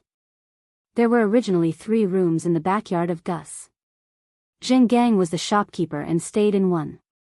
He had also prepared a room for Zhuangzi previously, but he, Jiang Bao, and the others rented a small courtyard outside. They only stayed for the night occasionally when they were on duty, so there were only simple bedding. The other one was prepared for Chen Bao and the others. It was relatively large. The backyard of Shao Qingyuan's pharmacy was bigger. Now, Ah Zhu and the others were living there.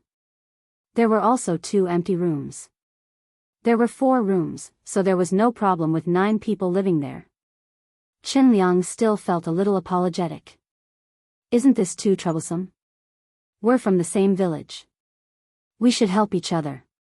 Uncle Chen, you've helped me a lot in the past. These are all small matters. The matter was settled. Chen Jinbao knew the location of the shop and Gu Yundong let him bring it over. This was the first time they had seen Gu Yundong's shop in the prefectural city. They looked at Gus, which was much bigger than the county city shop, and their eyes flashed with surprise.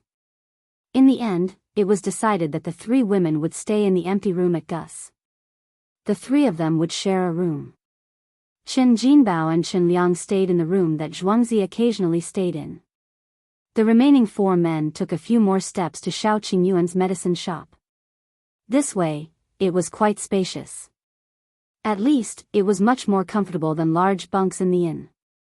Chen Liang was still a little emotional. When the Gu family's girl first brought her mother and younger siblings to Yongfu village, I thought that their family would probably have a difficult time without an adult man. I didn't expect that their family would have the best life in the entire village. If you find any errors, ads pop up, ads redirect, broken links, non-standard content, etc., please let us know your report so we can fix it as soon as possible. Chapter 1028, Bringing Them for Storytelling. Chen Jinbao was a little proud. After all, Gu Yundong was his boss now, right? It's not just her family. Ever since she came, how many people in Yongfu village have been living a good life? In the past, everyone had to go to the city to find work in the winter. Not to mention that it was difficult to find work. Even if they found it, they would work hard for 2 months. That salary wouldn't even be enough to bring them home for the new year. Now, many people are envious of our village. Who doesn't have fish and meat for the new year? Chen Liang smiled. That's right. If it wasn't for the Gu family, we would probably have to squeeze in the dilapidated temple for the night if we came to the prefectural city now. Perhaps there wouldn't even be a place for them to stay. The father and son chatted for a while before resting. The people in the other rooms were also talking about the Gu family. This was their first time in the prefectural city. Although they had the village chief Chen Liang and Chen Jinbao to lead them, they were still extremely nervous. It was only when they entered the small courtyard and saw the Gu family that they felt at ease. Now, in this unfamiliar place, there was a comfortable place to rest. It was better than anything to be able to sleep peacefully. The Gu family, on the other hand, was still the same. They rested early after dinner. The next day, Gu Yundong brought Madame Yang and Yinka out. The marks on the little girl's body were gone. These days, she had been staying in her room and had not even gone out of the courtyard. She was bored to death. Gu Yundong wanted to take her out to relax and listen to some books. Gu Dajiang was going to the academy, Gu Dafeng was going to the market, and Bian Han was going to carve, so only the 3 of them and Tong Shuitao went out. The group of them went to Gus first. When they arrived, the others were already there. At this moment, they were about to help organize the goods when Zhuangzi chased them to the backyard. We're already familiar with the job. We won't find the goods if you guys are moving them around. Go to the backyard and rest. Don't stay here and get in the way. The shop is only so big. There are so many of you. Chen Liang patted him. You brat. However, he still brought his people to the backyard. Yundong went straight to the backyard to look for them. Seeing that they could not stay idle and were helping to clean the backyard and wipe the tables, he could not help but laugh. Uncle Chen, have you eaten breakfast? They've all eaten. Jin Bao said that there's a bun shop over there. We each bought 2 big buns. There's quite a lot of stuffing, but it's expensive. It costs 2 copper coins each. In our county city, it only costs 1 copper coin. Although the prefectural city was good, big, and prosperous, people without savings really could not live here. Everything was expensive. Seeing that it was about time, Yundong said to them, let's go then. It's about time to go over now. The few of them immediately stood up. Some of them even looked at their clothes carefully and were relieved to see that they were not wrinkled. Fortune Tea House was still some distance away from Gus. When they arrived, they realized that the entire tea house was filled with people. Even the entrance was crowded. They could not pass through. Oh my God, the business of this tea house is too good. There are so many customers. A woman surnamed Wan behind Chen Liang looked at the scene in front of her and spoke in shock. Yundong looked around and saw that the waiter had indeed made an aisle at the door. She quickly led her people over. The waiter recognized her. Miss Gu, you're here? Please come in. Yundong had booked a private room early and led her men inside. The people outside the door looked at them enviously. If you find any errors, ads pop up, ads redirect, broken links, non-standard content, etc., please let us know your report so we can fix it as soon as possible. Chapter 1029. It's actually someone from our Xuanhe Prefecture. There were still many people in the tea house. They only heaved a sigh of relief when they reached the private room on the 2nd floor. Why are there so many people? It's so crowded that I almost can't breathe. Everyone wiped the sweat off their foreheads and tidied their clothes. Yundong asked the waiter to serve 2 pots of tea and some dishes and snacks before letting everyone sit down. He said to Chen Liang and the others, there aren't so many people usually. Isn't the content of today's story attractive? That's why there are so many people. Chen Liang was surprised. You said yesterday that they were talking about cowpox vaccination, right? Didn't you say that you were done? Why haven't you gotten tired of hearing it after so many days? The cowpox vaccination is over. There's still more to come. You'll understand when you hear it later. Chen Liang nodded, his interest piqued.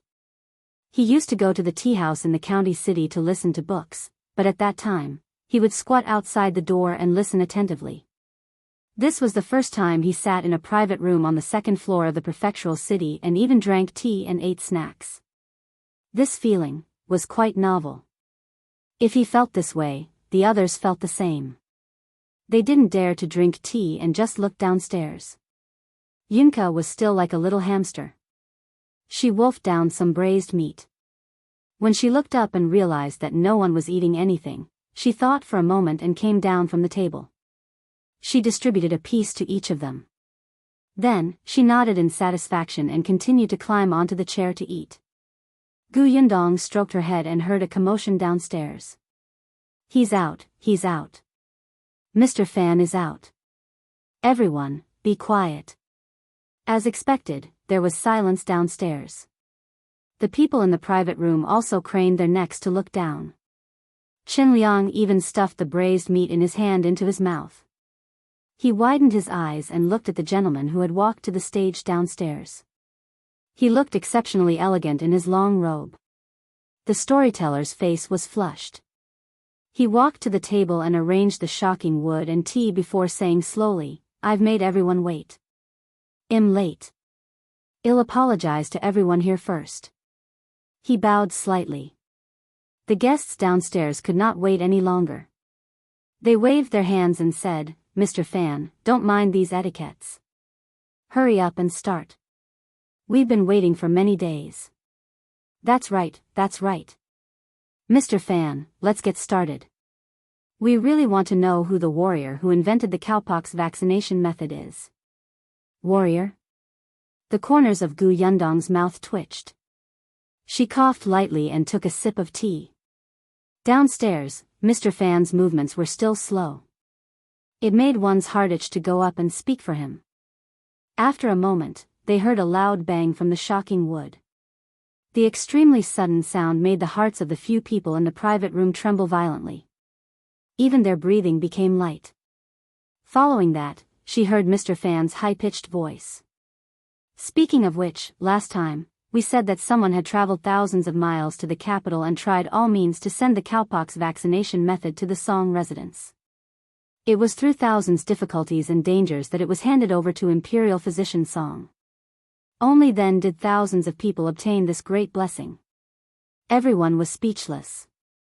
You have a lot of thousands. If you want to know who this person is, you'll have to explain in detail. Mr. Fan slammed the wooden stick in his hand again, and a proud smile suddenly appeared on his lips. What everyone didn't expect is that this person is actually from our Xuanhe Prefecture.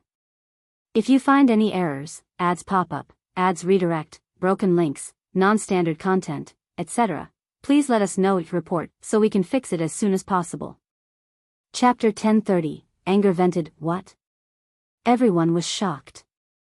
Mr. Fan, are you serious? This warrior who invented the cowpox vaccination method is from our Xuanhe Prefecture?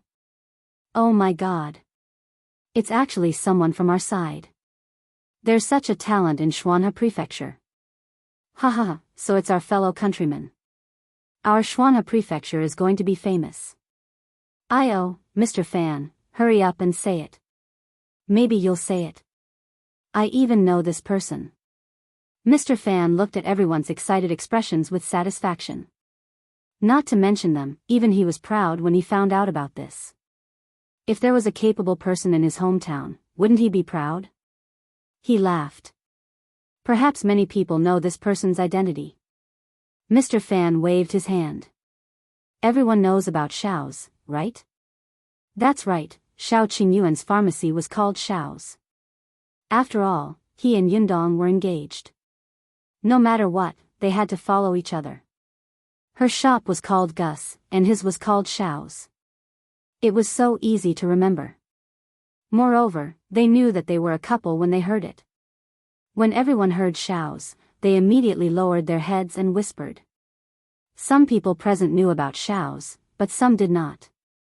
However, in the private room on the second floor, Chen Liang and the others were extremely familiar with this name. A few of them had stayed in the backyard of Shao's yesterday. The group of people looked at each other. In the end, they focused their gazes on Gu Yundong. The latter pursed her lips. Continue listening.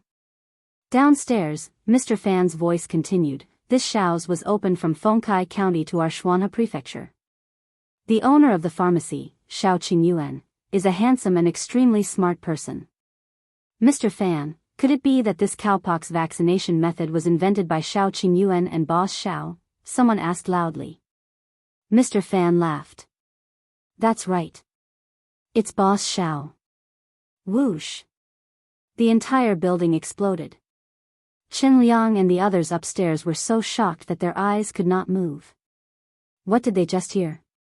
That cowpox vaccination method that could prevent smallpox was invented by Shao Qingyuan? How was this possible? Mr. Fan said, speaking of which, Boss Shao is really hiding his strength and is especially low-key. It's said that he has been interested in studying medicine since he was young. His medical talent is astonishing. Others have to memorize a medical prescription 30 to 50 times, but he memorized it after looking at it once. He can recognize those herbs that look similar after looking at them once. Let's just say that last year, there was a quack doctor scamming people in Liang County. Everyone knows that, right? That quack used weeds to replace medicinal herbs. He walked the streets and scammed the people in several villages. Even the master of a rich family fell for it and gave that quack doctor a lot of money for nothing. However, he didn't expect that retribution would come from the heavens. This person actually targeted Boss Shao's family. This Boss Shao runs a medicine shop, so he collects herbs everywhere. One of the herbs is very rare. Not to mention our prefectural city, even the capital might not have it. When Boss Shao heard that this quack had it, he wanted to buy it at a high price. He didn't expect this medicine to be fake. Boss Shao saw through it at a glance. Then, he realized that the herbs in this quack medicine basket were all weeds that looked similar to the original herbs.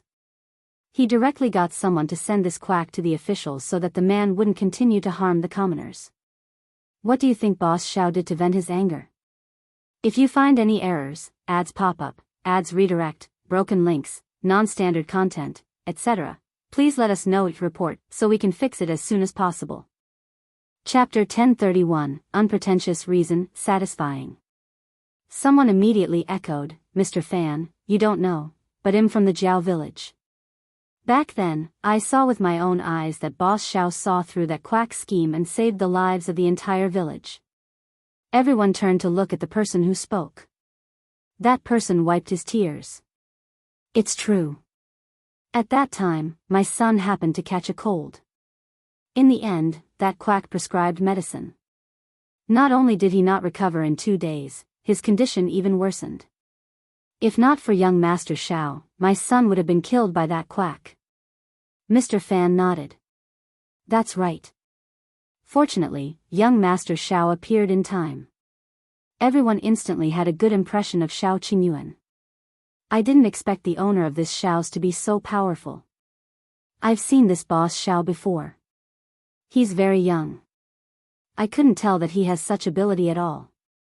You don't know, but when Shao's opened, many doctors from the prefectural city went there.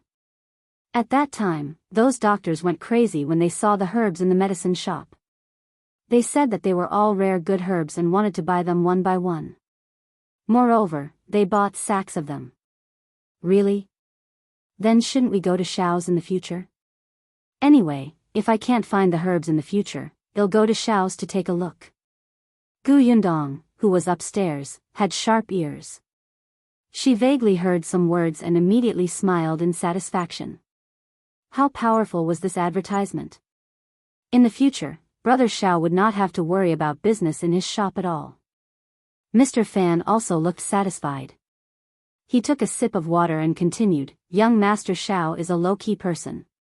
He never said anything even after doing such a good thing. He quietly opened a pharmacy and bought herbs.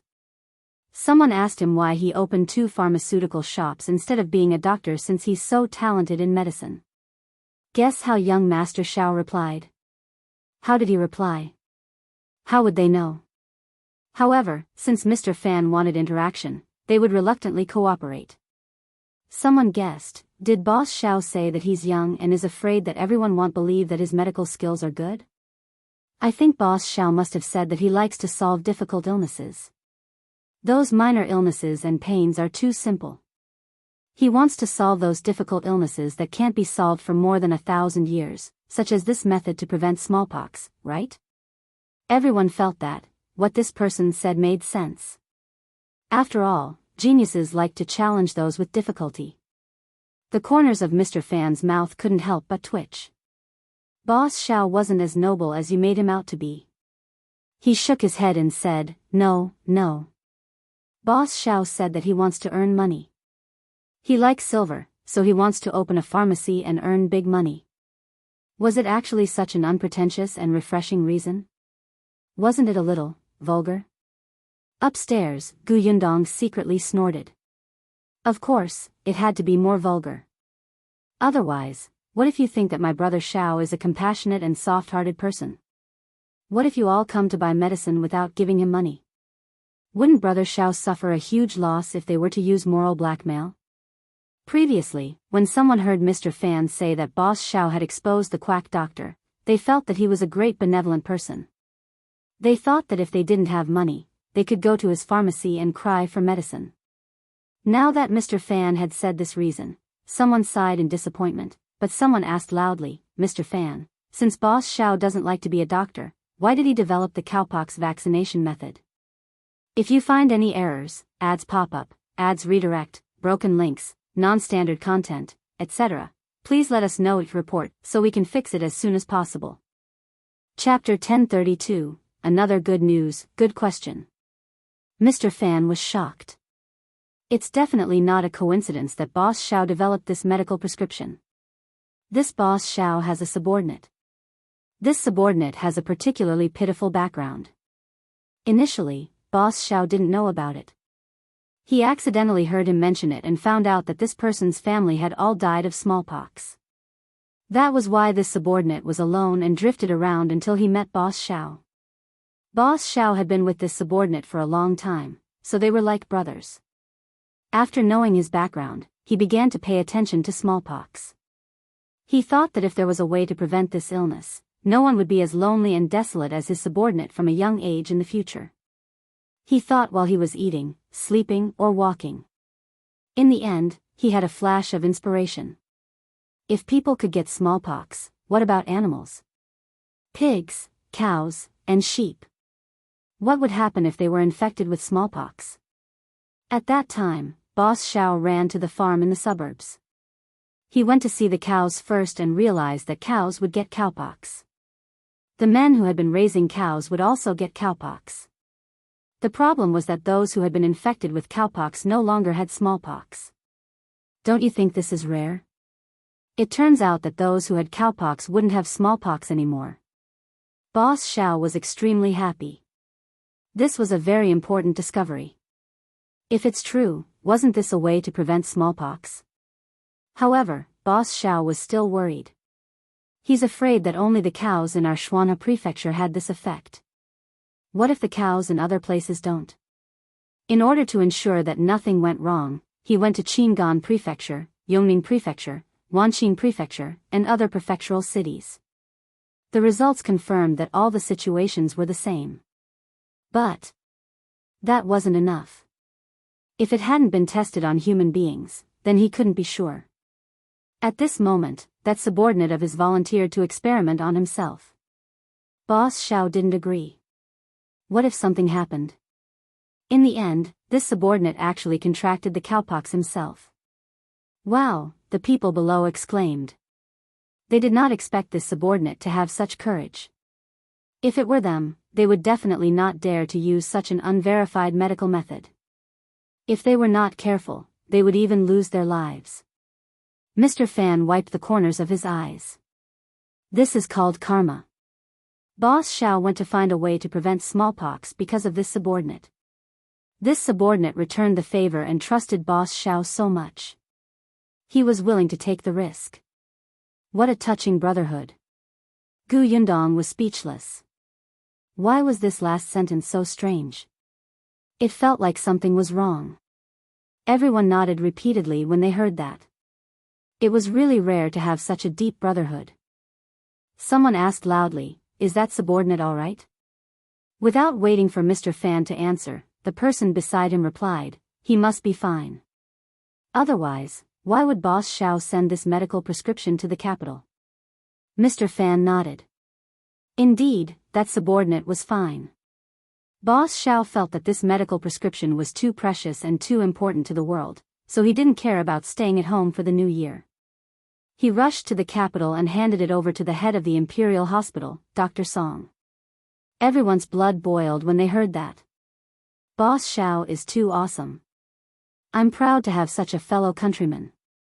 He has made a great contribution. He has brought honor to our Xuanhe Prefecture. Awesome. Mr. Fan nodded. That's right. Boss Shao is admirable.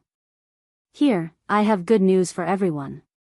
If you find any errors, ads pop up, ads redirect, broken links, non-standard content, etc., please let us know it report so we can fix it as soon as possible. Chapter 1033, Trying to Cut the Line. Good news? Everyone craned their necks.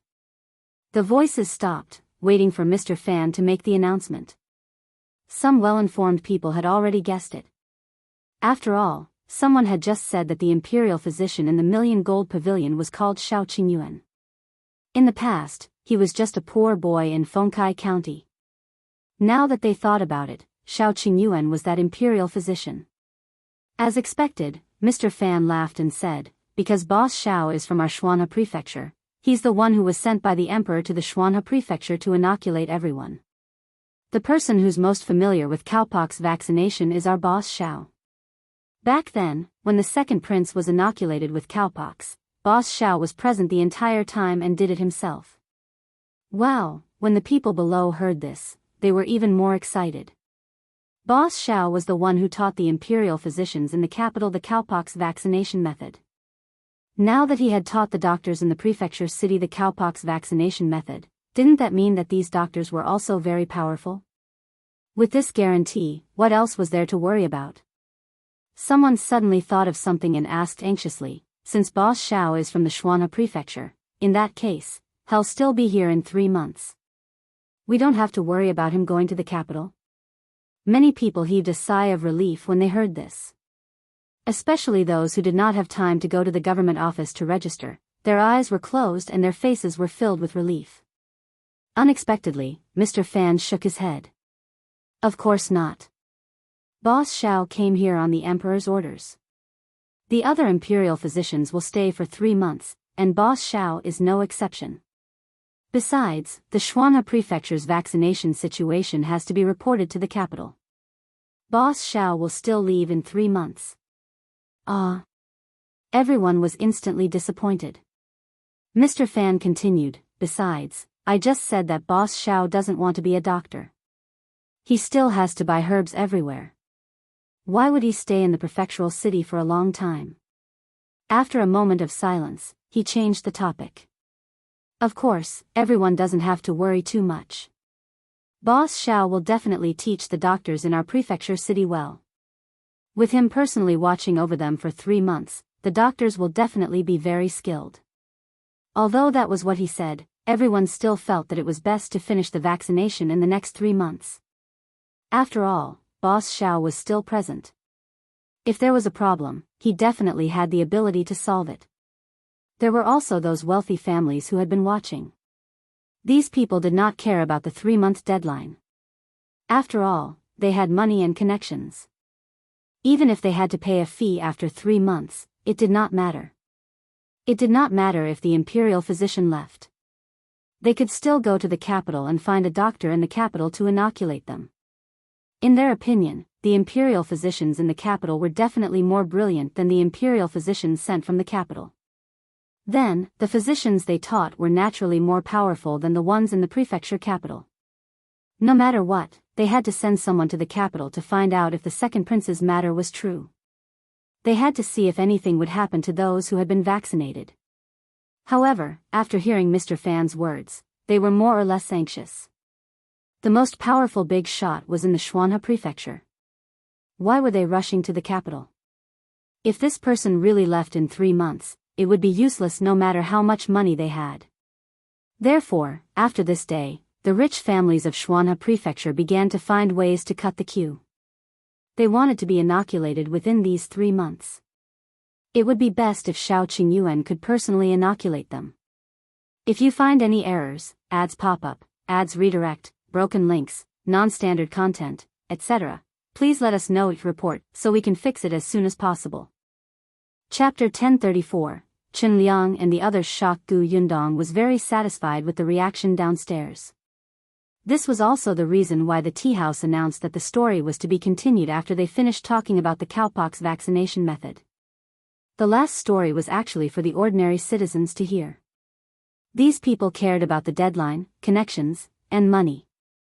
This time, it was for these powerful families to hear. What they cared about was a safer and more reliable method. She believed that after so many days, the people they had sent to the capital to gather information should have returned. Knowing that the capital was also being vaccinated, they should be anxious. Yundong took a sip of tea calmly. However, the others in the private room were completely stunned. Liang and the others were all in a daze as they stood there motionless. After a long time, Mr. Fan's heavy blow downstairs ended the story. Liang and the others suddenly regained their senses. However, in the next moment, they all looked at Yundong excitedly. Their voices were trembling. Yundong, is what he said true? That cowpox vaccination method was created by Qingyuan? Yes. Yundong nodded. At the side, Chen Jinbao finally heaved a sigh of relief and said to his father in dissatisfaction, "That's why I said that there's no need to be anxious. Our village will definitely be able to take turns. There's definitely no problem. You're still anxious with me and insisted on coming to the prefectural city personally. Aren't you afraid of exhaustion?" As soon as he finished speaking, Liang hit his head hard. "Your words are unclear. It would be strange if I wasn't anxious." After reprimanding his son, Liang suddenly chuckled again. "It's actually Qingyuan. Ha ha ha, it's actually Qingyuan. He discovered a way to prevent smallpox. In the future, there won't be any kids that can't be saved. We old things don't have to be afraid of being chased out of the house by our children if we get smallpox." He smiled and choked up again. "Good, this is great, this is really great." Chen Jinbao quickly said, "Father, do you think he'll chase you out of the house?" Liang acted as if he did not hear him at all. He cried and laughed at the same time.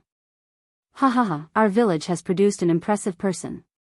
That kid is promising. He's too promising." Yundong sighed with emotion. Liang was indeed worthy of his name. He could be considered a very conscientious village chief. When the others heard this, they could not help but nod repeatedly. They even said excitedly, "Yes, yes. I didn't expect Qingyuan to be the one who did this. From now on, our village will be famous. Our village has long been famous. Didn't you see how many people from the surrounding villages came when the Gu family's workshop was recruiting? But now, it's even more famous." No wonder Qingyuan suddenly left before the new year. He was gone for a few months. So he went to the capital. "Hey, did you guys hear what the storyteller said just now? He said that Qingyuan personally vaccinated the second prince.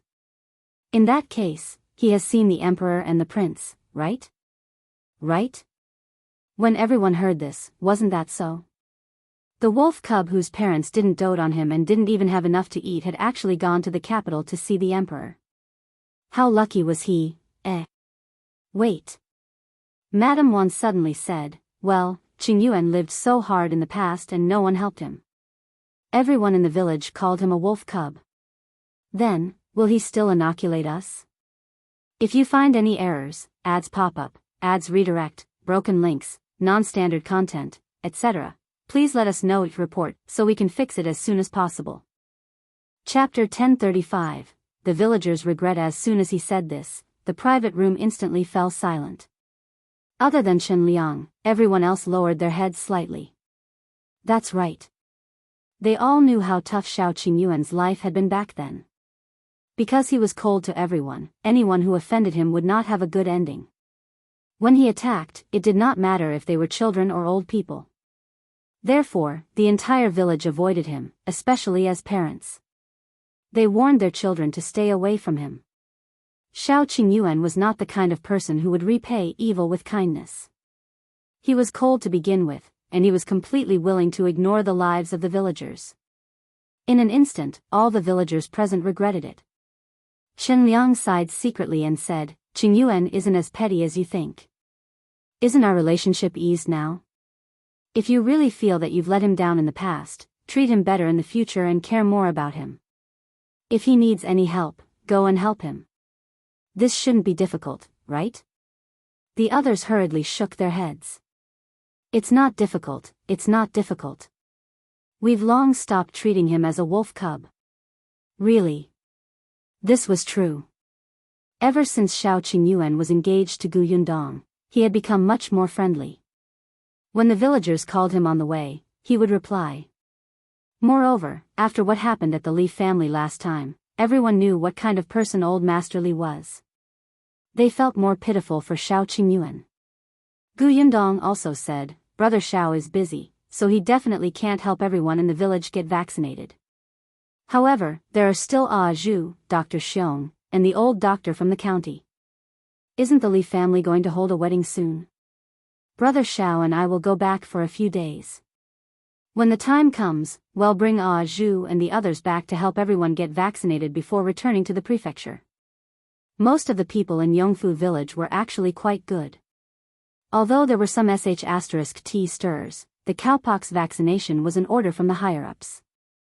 There was no need to cause more trouble. Hearing this, everyone heaved a sigh of relief.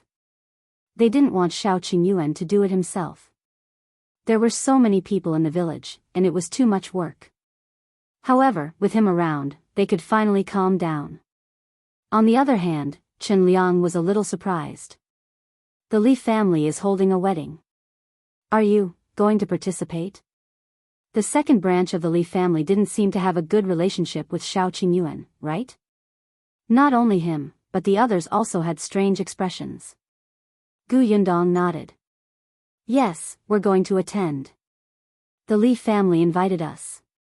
Coincidentally, we're also going to perform cowpox vaccination on everybody, so we'll make a trip to the Li family. Liang felt that things were not that simple. Why would the Li family invite Shao Qingyuan and Yundong out of the blue? However, Yundong did not say much, so he did not ask further. In short, they would return from the prefectural city with good news. The storytelling downstairs had ended, and the guests left the tea house one after another. Although there were still some who stayed behind to discuss loudly, at least the road out was no longer blocked. Yundong led Liang and the others downstairs. After leaving the tea house, Liang said, Yundong, it's all thanks to your care that we came this time. Since Qingyuan is busy, we can't disturb him. Now that we know that he's the Imperial physician from the capital, we're finally relieved. Everyone is waiting for our news in the village. Well, go back now. Yundong asked, are you leaving now? If you find any errors, ads pop up, ads redirect, broken links, non-standard content, etc., please let us know each report so we can fix it as soon as possible. Chapter 1036, Yundong's return to Yongfu village. Liang nodded. Everything in this prefectural city is expensive. Let's not stay any longer. Yundong looked behind him. Although Liang had said so, there were still a few people behind him who wanted to say something but hesitated. It was obvious that they did not want to leave so quickly. That's right. It wasn't easy for them to come to the prefectural city, but they didn't go anywhere. They felt uncomfortable. Yundong thought for a moment and said, it's getting late. Let's wait until tomorrow. If we leave at this hour, I'm afraid we'll have to stay in the wilderness at night. It's not safe either. Madame Wan, who was behind Liang, hurriedly nodded. That's right, that's right. Let's stay for another night. It's rare for us to come to the prefectural city. We still want to buy something back. Another woman nodded. Yes, yes, yes. We still want to go to the market to take a look. I even promised my son to buy cakes for him in the prefecture capital. Now that they were living well, although they felt that everything in this prefectural city was expensive, they could still take out money to buy something to their liking. Liang could only nod when he heard that. He didn't have much to buy. His son often came to the prefectural city and had bought everything he could. However, the prefectural city was worth taking a look around. At the thought of this, Liang became excited. Yundong originally wanted to show them around, but Madame Wan and the others rejected her. Do what you need to do. Let's find Daning's wife. She's very free. Although Feng Daning's wife had been brought to the prefectural city, there was nothing much to do. She only chatted with people outside all day. Yesterday, they had heard Feng Daning gossip so much that her mouth was blistering. Yundong had so many things to do, so she was very busy. Besides, as a young lady, it was uncomfortable to accompany aunties like them to shop. Yundong did not say much. After bringing them to Feng Daning's residence, she went to the Million Gold Pavilion to look for Shao Qingyuan. She promised him that she would visit him every day. Shao Qingyuan didn't have much time either. He came out to meet her and heard her talk about Liang and the others coming over. Then, he returned to the Million Gold Pavilion to work. Liang and the others left early the next morning. When Yundong went to send them off, he saw that they were carrying bags of various sizes. They must have bought a lot of things. As soon as they left, Gu Yundong got busy. Zhuangzi and Su Changshan had already been vaccinated in Gus's shop. They would go home to rest for the next 2 days, so Gu Yundong personally came to the shop to take charge. A few days later, Su Qing and the others also got Ah Zhu to inoculate them. She then went to New Tea Pavilion to help. There were clearly fewer guests in New Tea Pavilion these few days. After all, such a big thing had happened in the city, and many young ladies from big families had already begun to be vaccinated. After the storyteller explained Shao Qingyuan's identity that day, more than half of the large families in the prefecture capital went to Shao's. Unfortunately, Shao Qingyuan had always been in the Million Gold Pavilion. Only Jiang Bao, Ah Zhu, and the others were in the pharmacy. As such, these people could only look for the prefecture magistrate and request to cut in line. After being put in a difficult position, the prefecture magistrate adjusted the daily limit of 200 patients, finally letting these people heave a sigh of relief. However, what they didn't know was that this was originally part of the prefecture magistrate's plan. There were 200 spots a day. How many people would there be by the 6-month deadline set by the emperor? Therefore, Prefecture Magistrate Dai posted another notice at the city gate, indicating that after repeated discussion, he had decided to follow the will of the people. In order to not let everyone be in a panic, the doctors would receive more people for vaccination every day when they still had the energy. But because of this, Shao Qingyuan was even busier. However, after half a month, he still walked out of the Million Gold Pavilion. The Li family's wedding was in 2 days. Gu Yundong and Shao Qingyuan planned to return to Yongfu village. If you find any errors, ads pop up, ads redirect, broken links, non-standard content, etc., please let us know each report so we can fix it as soon as possible. Chapter 1037, New Worker. This time, only Gu Yundong, Shao Qingyuan, Dr. Xiong, and Ah Zhu returned. The group of people traveled light and arrived at Fengkai County quite early. Just as they were about to enter the city, Gu Yundong asked the carriage to stop. She took out the makeup box from the carriage and tidied up her appearance and Shao Qingyuan's before changing her clothes. Then, the two of them alighted from the carriage and walked into the city. Shao Qingyuan's reputation had probably spread to Fengkai County long ago. They couldn't see him in the prefectural city, so they had probably already started waiting in the county city. They were hoping to have the luck to wait for Shao Qingyuan. Fortunately, he rarely interacted with others, so most people did not know what he looked like. However, just in case, it was better to disguise himself. The two of them entered the city and planned to go to Shao's first. As expected, when they passed by the county office, they saw that the entrance was filled with many people. Back then, there were 4 to 5 doctors in Fengkai County who went to the prefectural city to learn inoculation techniques from Shao Qingyuan. Later on, they inoculated people in the Million Gold Pavilion for more than 10 days. When they completely mastered it and were familiar with it, they returned to Fengkai County and inoculated the people in the county. Therefore, like the prefectural city, there were many people waiting outside every day. Gu Yundong and Shao Qingyuan looked at each other. Without delay, they went straight to the pharmacy. The old doctor was not around. He was also one of the people who had gone to the prefectural city to learn cowpox vaccination. After returning, he had been helping people with vaccination in the county office. Now, there was only one newly recruited worker in the shop. This shop assistant was called Liang Jianbao.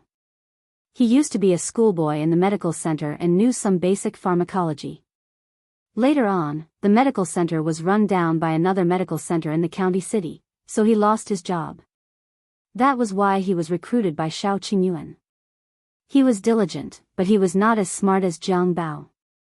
He was simply honest and obedient. When Liang Jianbao saw them coming over, he quickly came out to welcome them. "Boss, miss, why are you back at this time?" He was very happy.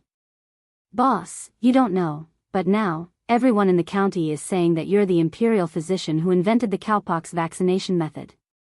Our shop has been doing especially well recently, and many people have come to inquire about you.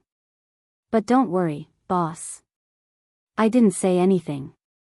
Shao Qingyuan nodded and gave him a piece of paper. Catch all the medicine on it first. I want to take it away. Okay. Liang Jianbao quickly took the paper and grabbed a few large bags of herbs according to the prescription on it. When he was done, he quickly handed it to Shao Qingyuan. Shao Qingyuan took the medicine bag and left. Liang Jianbao took 2 steps forward. When he disappeared, he suddenly slapped his head. I forgot to pour a glass of water for the boss and the lady. Brother Zhang clearly taught me before, but I forgot. He was extremely vexed, but Gu Yundong and Shao Qingyuan had already left the county. Along the way, they understood the situation in the county. After leaving the city gate, the 2 of them boarded the carriage again. It was a little late when they arrived at Yongfu village. Compared to the county city, Yongfu village was surprisingly calm. There was no one at the entrance of the village. They took the main road and returned home almost unimpeded. At this moment, no one in Yongfu village knew that the Shao Qingyuan they were so proud of had returned. The next day was the wedding day of the second son of the Li family, Li Zhihu, and He Shou. Second brother Li and his wife woke up early in the morning with a lot on their minds. They looked at the door nervously and expectantly. If you find any errors, ads pop up, ads redirect, broken links, non-standard content, etc., please let us know your report so we can fix it as soon as possible. Chapter 1038, Joyous event of the Li family. Li Dunzi and Madame Du were still not sure if Shao Qingyuan would return. After Madame Dong sent the letter, he did not reply to them. As for Chen Liang and the others, although they knew that Shao Qingyuan would return to the village in the next few days, they were not sure when. Moreover, on the way back, Chen Liang had warned the 7 people who had followed him to the prefecture capital that day to keep their mouths shut and not tell anyone that Shao Qingyuan had returned to attend second brother Li's wedding. Otherwise, when everyone found out, they would all come to Yongfu village to wait for him. If those powerful people from the county took Shao Qingyuan away, Yongfu village would definitely not have a chance. Therefore, although Madame Wan and the others wanted to show off, they could only endure it when they heard Chen Liang's serious words. However, they knew that Shao Qingyuan was coming to attend Li Zihu's marriage, so they came to the Li family early in the morning. Li Dunzi and his wife were very surprised. They had invited many people from the village, but many people had said that they were not free back then. Why were there so many people now? Moreover, they were villagers who were popular in Yongfu village. When his son set off to fetch the bride, even the village chief came over. Li Dunzi hurriedly welcomed him in, while Madame Du continued to wait at the door. When the villagers saw that Chen Liang had actually come to attend second brother Li's wedding, they were all shocked. Some people were curious, so they brought a few eggs and vegetables to congratulate him. The Li family was especially lively for a moment, causing Li Dunzi and his wife to heave a sigh of relief. The bridal escort team returned very quickly. The Li family specially borrowed an ox cart to pick up the bride. He Shou sat on it with a red veil, but there was no joy on her face under the veil. Her back was sore from sitting all the way, and Lan Huar, who had just gotten married not long ago, was carried away by the big red sedan chair. He Shou still had a deep impression of that scene back then. Now that she was getting married, it was fine if she did not have a bridal sedan chair. But this ox was even an old ox. She did not know if it was because it was not feeling well. As she pooped along the way, she almost could not help but come down and walk on her own. He Shou was extremely depressed, but the ox cart had already arrived at the Li family. Li Zhihu turned around and carried He Shou into the hall. Li Dunzi and Madame Du's faces were filled with joy, but they were a little anxious. Why wasn't Shao Qingyuan here yet? Not only them, but even Madame Wan and the others were very strange. They all went to Chen Liang's side and asked, "Village chief, didn't Yundong say that they would come today? It's already the wedding ceremony. Why haven't they appeared yet?" Chen Liang was also confused. He thought for a moment and said, "Were they delayed by something? Did they not make it back in time?" "It's possible. Fortunately, I didn't say that they would return to Yongfu village today. Otherwise, people would think that I was lying to them.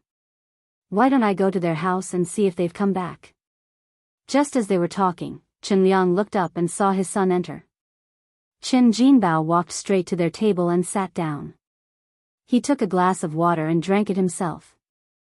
Liang then asked, "Are Yundong and Qingyuan back?" "Yes."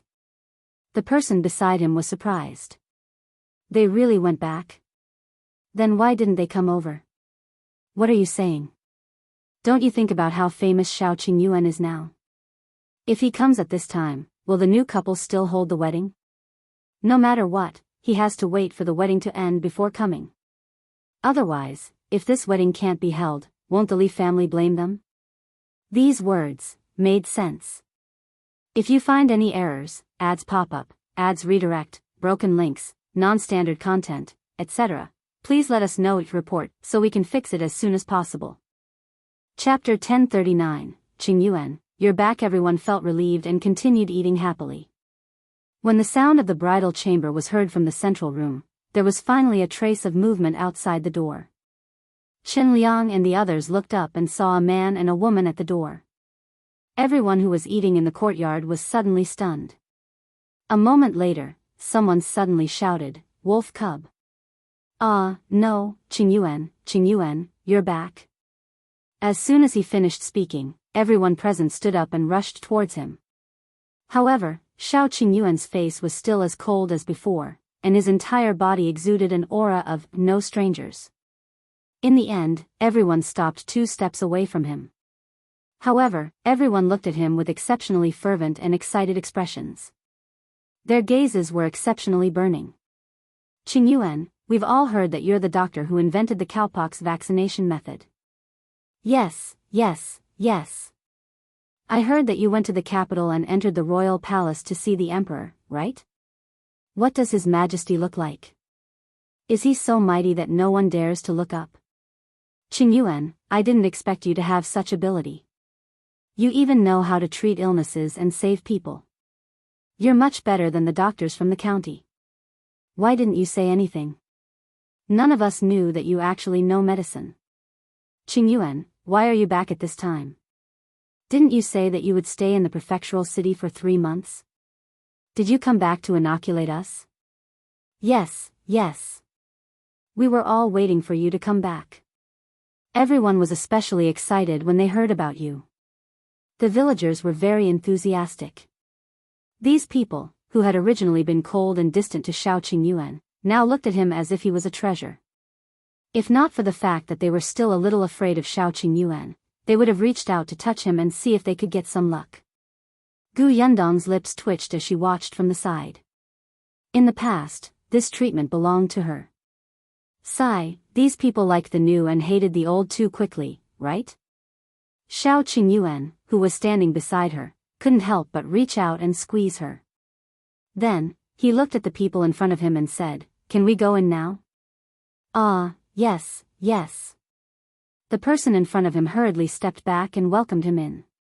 Shao Qingyuan took a few steps and Liang finally arrived in front of him. "I thought you wouldn't come back." "We agreed," Shao Qingyuan said as he followed Liang's actions and sat at their table. Everyone found it strange. Are they also here to attend the Li family's marriage? No way. Isn't Shao Qingyuan at odds with the Li family? Why is he here? He doesn't get along with first brother Li's family, but he shouldn't have much of a grudge against second brother Li, right? However, there was no need for them to get along well, right? Shao Qingyuan had suffered so much when he was young, but Li Dunzi and his wife had never helped him. It was said that they were very dissatisfied with old Li doting on Shao Qingyuan. Everyone was guessing. Li Dunzi and Madame Du, who had heard the commotion, had already run over quickly and rushed in front of Shao Qingyuan. However, when they really stood in front of them, they felt a little uneasy. "Qingyuan, Yundong, you're here?" Previously, they were also afraid of Shao Qingyuan and his wife, but in order to make their family situation better, they mustered their courage and threw out bait to invite them over. However, they did not expect to hear some time ago that the cowpox vaccination method was created by Shao Qingyuan. How could that be? If you find any errors, ads pop up, ads redirect, broken links, non-standard content, etc., Please let us know your report, so we can fix it as soon as possible. Chapter 1040, Giving Shao Qingyuan the handkerchief. Shao Qingyuan had seen the emperor before. He was very different from before. He was someone who had made great contributions and could crush them with a casual move. Not to mention that they only had a handkerchief that was originally his. Even if they had gold and silver, they would have to obediently hand it over if Shao Qingyuan wanted it. Therefore, at this moment, Li Dunzi and Madame Du's bodies were trembling slightly, and they were extremely afraid. Unexpectedly, Yundong raised her hand and handed her a bag of pastries. Congratulations. Madame Du was stunned and in disbelief. It was only when Liang pushed her that she suddenly reacted and hurriedly took it with both hands. Her smile was exceptionally bright. Look at how polite you are. You even gave me such a big gift. Quick, please come in. The banquet has already started outside. There's still an empty table in the room. Go and sit there. She was happy. There was a red packet on the pastry. There must be money inside. Unexpectedly, not only did Yundong not force them to hand over the handkerchief, she even gave them so much face in front of everyone. Li Dunzi and his wife heaved a sigh of relief. In the future, they would not be in a dilemma in this village. Yundong smiled and walked in with Shao Qingyuan. She was speechless when she saw the expressions of Li Dunzi and his wife. They were not the kind of unreasonable bandits who would snatch and plunder. The second branch of the Li family did not have much of a grudge with them. The second branch had a handkerchief in their hands, and they needed this handkerchief. They would give a red packet in front of everyone and treat it as buying the handkerchief from them. Everyone would just take what they needed. The two of them entered the central room. The people outside wanted to follow them, but they were stopped by Liang. All right. Today is the Li family's big day. Let's talk after the banquet is over. Madame Wan and the others also said, That's right. If you don't want to eat, Qingyuan and Yundong still want to eat. When everyone heard this, they could only suppress the excitement in their hearts and silently return to their seats. However, the buzzing discussion never stopped, and their gaze was fixed on the central room. Unexpectedly, not long after, Shao Qingyuan and Yundong stood up and followed Madame Du into the room. Where are they going? To see the bride? That didn't make sense. Wasn't the bride in the other room? Shao Qingyuan was really not interested in the wedding banquet. He was here for the handkerchief. After taking 2 sips of wine, the two of them followed Madame Du to the main room. As soon as they entered, Madame Du closed the door and locked it. Then, he took out a key and opened a coat box in the corner. He lay inside and took out a small box. Then, he used another key to open the box. She had hidden it very well. Not only were there 2 locks, but there was also a compartment in the last box. The handkerchief was taken from that compartment. Yundong guessed that the compartment should have been used to hide money, but there wasn't any money now. Madame Du heaved a sigh of relief and handed the handkerchief to Shao Qingyuan. She said, This is the handkerchief you wore back then. This material should be good. I'd never seen it before, nor did I know it. You're knowledgeable. You might be able to find your family. If you find any errors, ads pop up, ads redirect, broken links, non-standard content, etc., please let us know your report so we can fix it as soon as possible. Chapter 1041, Shao as in Shao Qingyuan. Shao Qingyuan took it and touched it. It was indeed a comfortable material, even better than what they were wearing. He handed the handkerchief to Yundong. Yundong had helped Shinsidian sell embroidery in the cloth shop in the prefectural city a few times and had seen a lot of materials, but this, she had never seen it before. Could it be that this material didn't even exist in the prefectural city? Yundong flipped her hand and found a word embroidered on the corner of the handkerchief, Shao. Shao as in Shao Qingyuan. She frowned slightly. Yundong remembered that the deceased wife of the Tao family was surnamed Shao. As expected, did this handkerchief belong to the Tao family? Yundong was a little disappointed, but she still carefully put away the handkerchief. When Madame Du saw this, she couldn't help but say a few more words. When you were carried back, the clothes you were wearing were very exquisite. One look and you could tell that you were a child from a rich family. Your complexion is also good. Your original family shouldn't have to worry about food and clothes. Gu Yundong thought for a moment and asked, then did brother Shao have anything else on him? Was he dressed neatly at that time? If old Li had changed Shao Qingyuan and third young Master Tao's clothes in a hurry, their clothes might have been a little messy. It had happened too long ago. Madame Du frowned and thought for a moment before continuing, it's not very messy, but you should know that my father-in-law came back in a hurry with a child. He definitely wasn't too neat. As for whether there's anything else on him, it should be gone. Gu Yundong sighed inwardly. It seemed that there were not many clues. All right, we understand. Thank you for giving us the handkerchief. It's getting late, so we'll go back first. Madame Du opened her mouth, wanting to let them stay a little longer. However, she knew that this was unrealistic, so she nodded. I'll send you out. She opened the door again. There was a table outside. Because Li Dunzi was sitting there, no one dared to eavesdrop openly. However, the people present still pricked up their ears, trying their best to hear what they had said inside. Unfortunately, their voice was so soft that there was no sound at all. Gu Yundong looked around but did not see eldest Li and his family. It made sense. Ever since the last time they caused a scene, the second and third branches of the Li family felt that the first branch was too vicious and had cut ties. Besides, Li Dunzi had invited Shao Qingyuan over this time. Why would he let the people from the main branch cause trouble for him? Gu Yundong shook her head and walked out of the central room. Liang walked over and asked, "You're going back now?" "Yes, it's getting late. I have to go back and prepare." "Prepare?" Liang immediately reacted and his eyes lit up. "Is the vaccination starting tomorrow?" "Yes." Shao Qingyuan nodded. "Uncle Chen, you should let everyone know, but this place, yes, yes, yes. The village has already tidied up the ancestral hall. When the time comes, we'll inoculate everyone in the ancestral hall. Our ancestors will bless us." Shao Qingyuan was relieved to hear that. He told Liang about other matters before leaving the Li family with Gu Yundong. As soon as he left, the people who were eating stood up and wanted to follow him out. "Why did you leave just like that?" "I wanted to ask about the vaccination. Did he come back just to attend the wedding banquet? Doesn't it mean we really have to wait 3 months?" Seeing that someone was about to leave, Liang hurriedly coughed and said, "Everyone, quieten down. I have something to say." Everyone could not help but turn to look at him. "If you find any errors, ads pop up, ads redirect, broken links, non-standard content, etc., please let us know each report so we can fix it as soon as possible."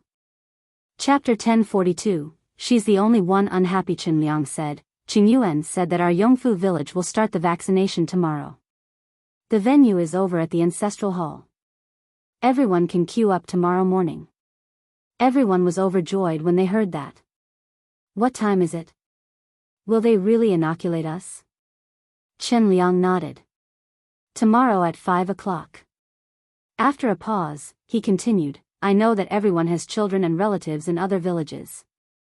They also want to be vaccinated early. However, there's a limit to manpower. They have to keep a close eye on our village first, so don't tell the people from other villages to come over for the time being. Even if they come, they definitely won't be able to be registered." Everyone was a little disappointed when they heard that, but on second thought, it made sense.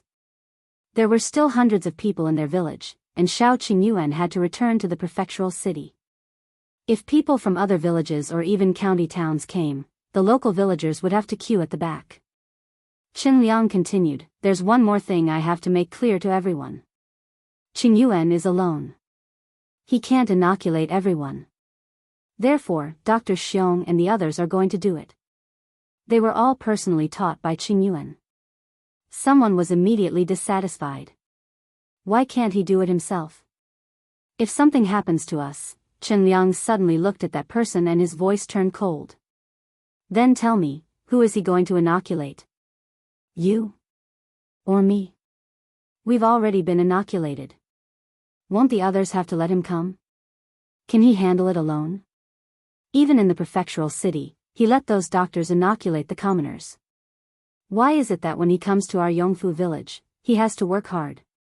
This inoculation doesn't cost a single cent. If you're unwilling, go to the county city and queue up. You're pushing your luck. The person immediately shrunk his neck and did not dare to make a sound. The others naturally did not dare to say anything else. On second thought, Liang was right. In the past, Shao Qingyuan would have ignored them. Not only did he come back personally, but he also stayed in Yongfu village for a few more days. With him around, they felt much more at ease. Seeing that there was no dissent, Liang heaved a sigh of relief and nodded. After you're done with the wedding banquet, tell the neighbors who didn't come to eat next door to come to the ancestral hall tomorrow morning. Do you hear me? Got it, village chief.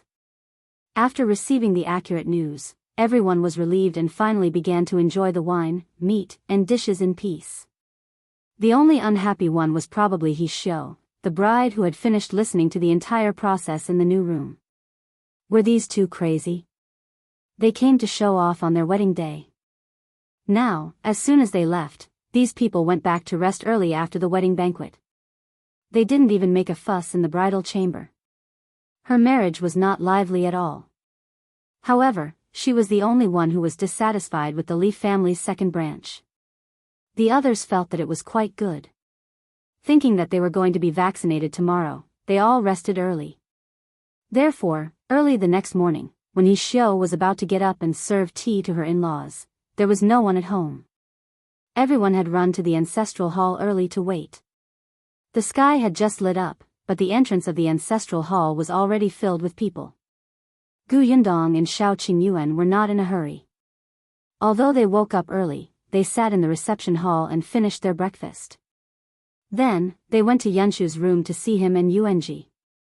They had gone to the Li family late yesterday. Firstly, they really wanted to wait for the Li family to finish paying their respects. Secondly, they wanted to inoculate Yunshu and Yuanji first.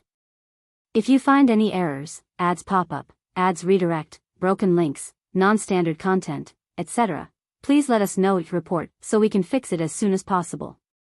Chapter 1043, Untrusted Ah Zhu. Yundong had already applied for leave for Yunshu and the rest. They might not be able to go to school for the next few days. However, Qin Wenjing was not in the school now. There were a few students in the school who had already lined up at the county office. After the vaccination, they rested at home. Therefore, even if Yunshu and the others went to school, most of the students were only learning on their own. The two little guys were still asleep and seemed to be in good condition. Yundong was slightly relieved and quietly left the room. Then, the two of them walked towards the ancestral hall. Liang had already opened the door to the ancestral hall. The first to enter were Ah Zhu, Dr. Xiong, and the old doctor from the county medicine shop. The three of them were the ones who would inoculate the locals of Yongfu village. As soon as they entered, the villagers began to line up under Liang's arrangements. However, these people were in dispute as to whose side they should be on. Most of them wanted to line up with Dr. Xiong. After all, Ah Zhu was just a servant in their eyes. He was also young, so how could he know about vaccination? Although the old doctor had already vaccinated a lot of people in the county city, he could not compare to Dr. Xiong, who had come from the prefectural city. However, Dr. Xiong had a bad temper. When he saw the long line in front of him, he immediately slammed the table and glared. "Why are you all lined up here? Are you trying to tire me out?" The people at the back of the line trembled. Their gazes were a little erratic and afraid. Some people quietly moved to the old doctor's side.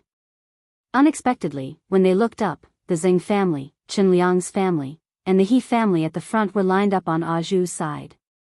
The Zhang and Chen families had a good relationship with Yundong and Shao Qingyuan. The He family was also a shrewd family. When Yundong was building the road previously, they had changed their home base at the foot of the mountain with the village. Their three families actually went to Ah Zhu's side. Could it be that he was the one with the best skills among the three of them? Everyone was bewildered. Some people could not help but go over. However, some people were still determined to stand on Dr. Xiong's side. However, this way, the number of people in the team in front of the three of them was about right. Tong Ping had also come over to help early in the morning. He had sent everyone a note with words written on it. There are too many people. It's difficult to wait here. Everyone, take this note. You can come back when your name is called. There's no need to wait here. It's fine to go out for a walk and come back later.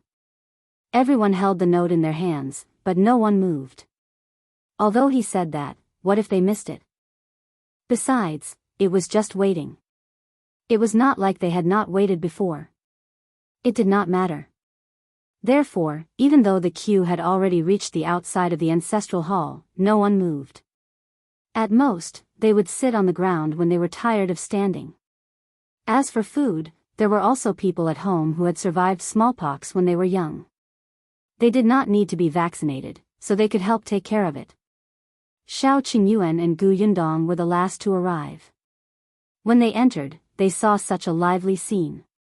When the villagers saw him, they immediately stood up and greeted, "Qingyuan, you're here. Hurry up and go in. It's already started inside." Shao Qingyuan nodded and led Gu Yundong into the ancestral hall. The moment the people inside saw him, their hearts instantly calmed down. Gu Yundong whispered, "See that? Your role is to calm everyone down."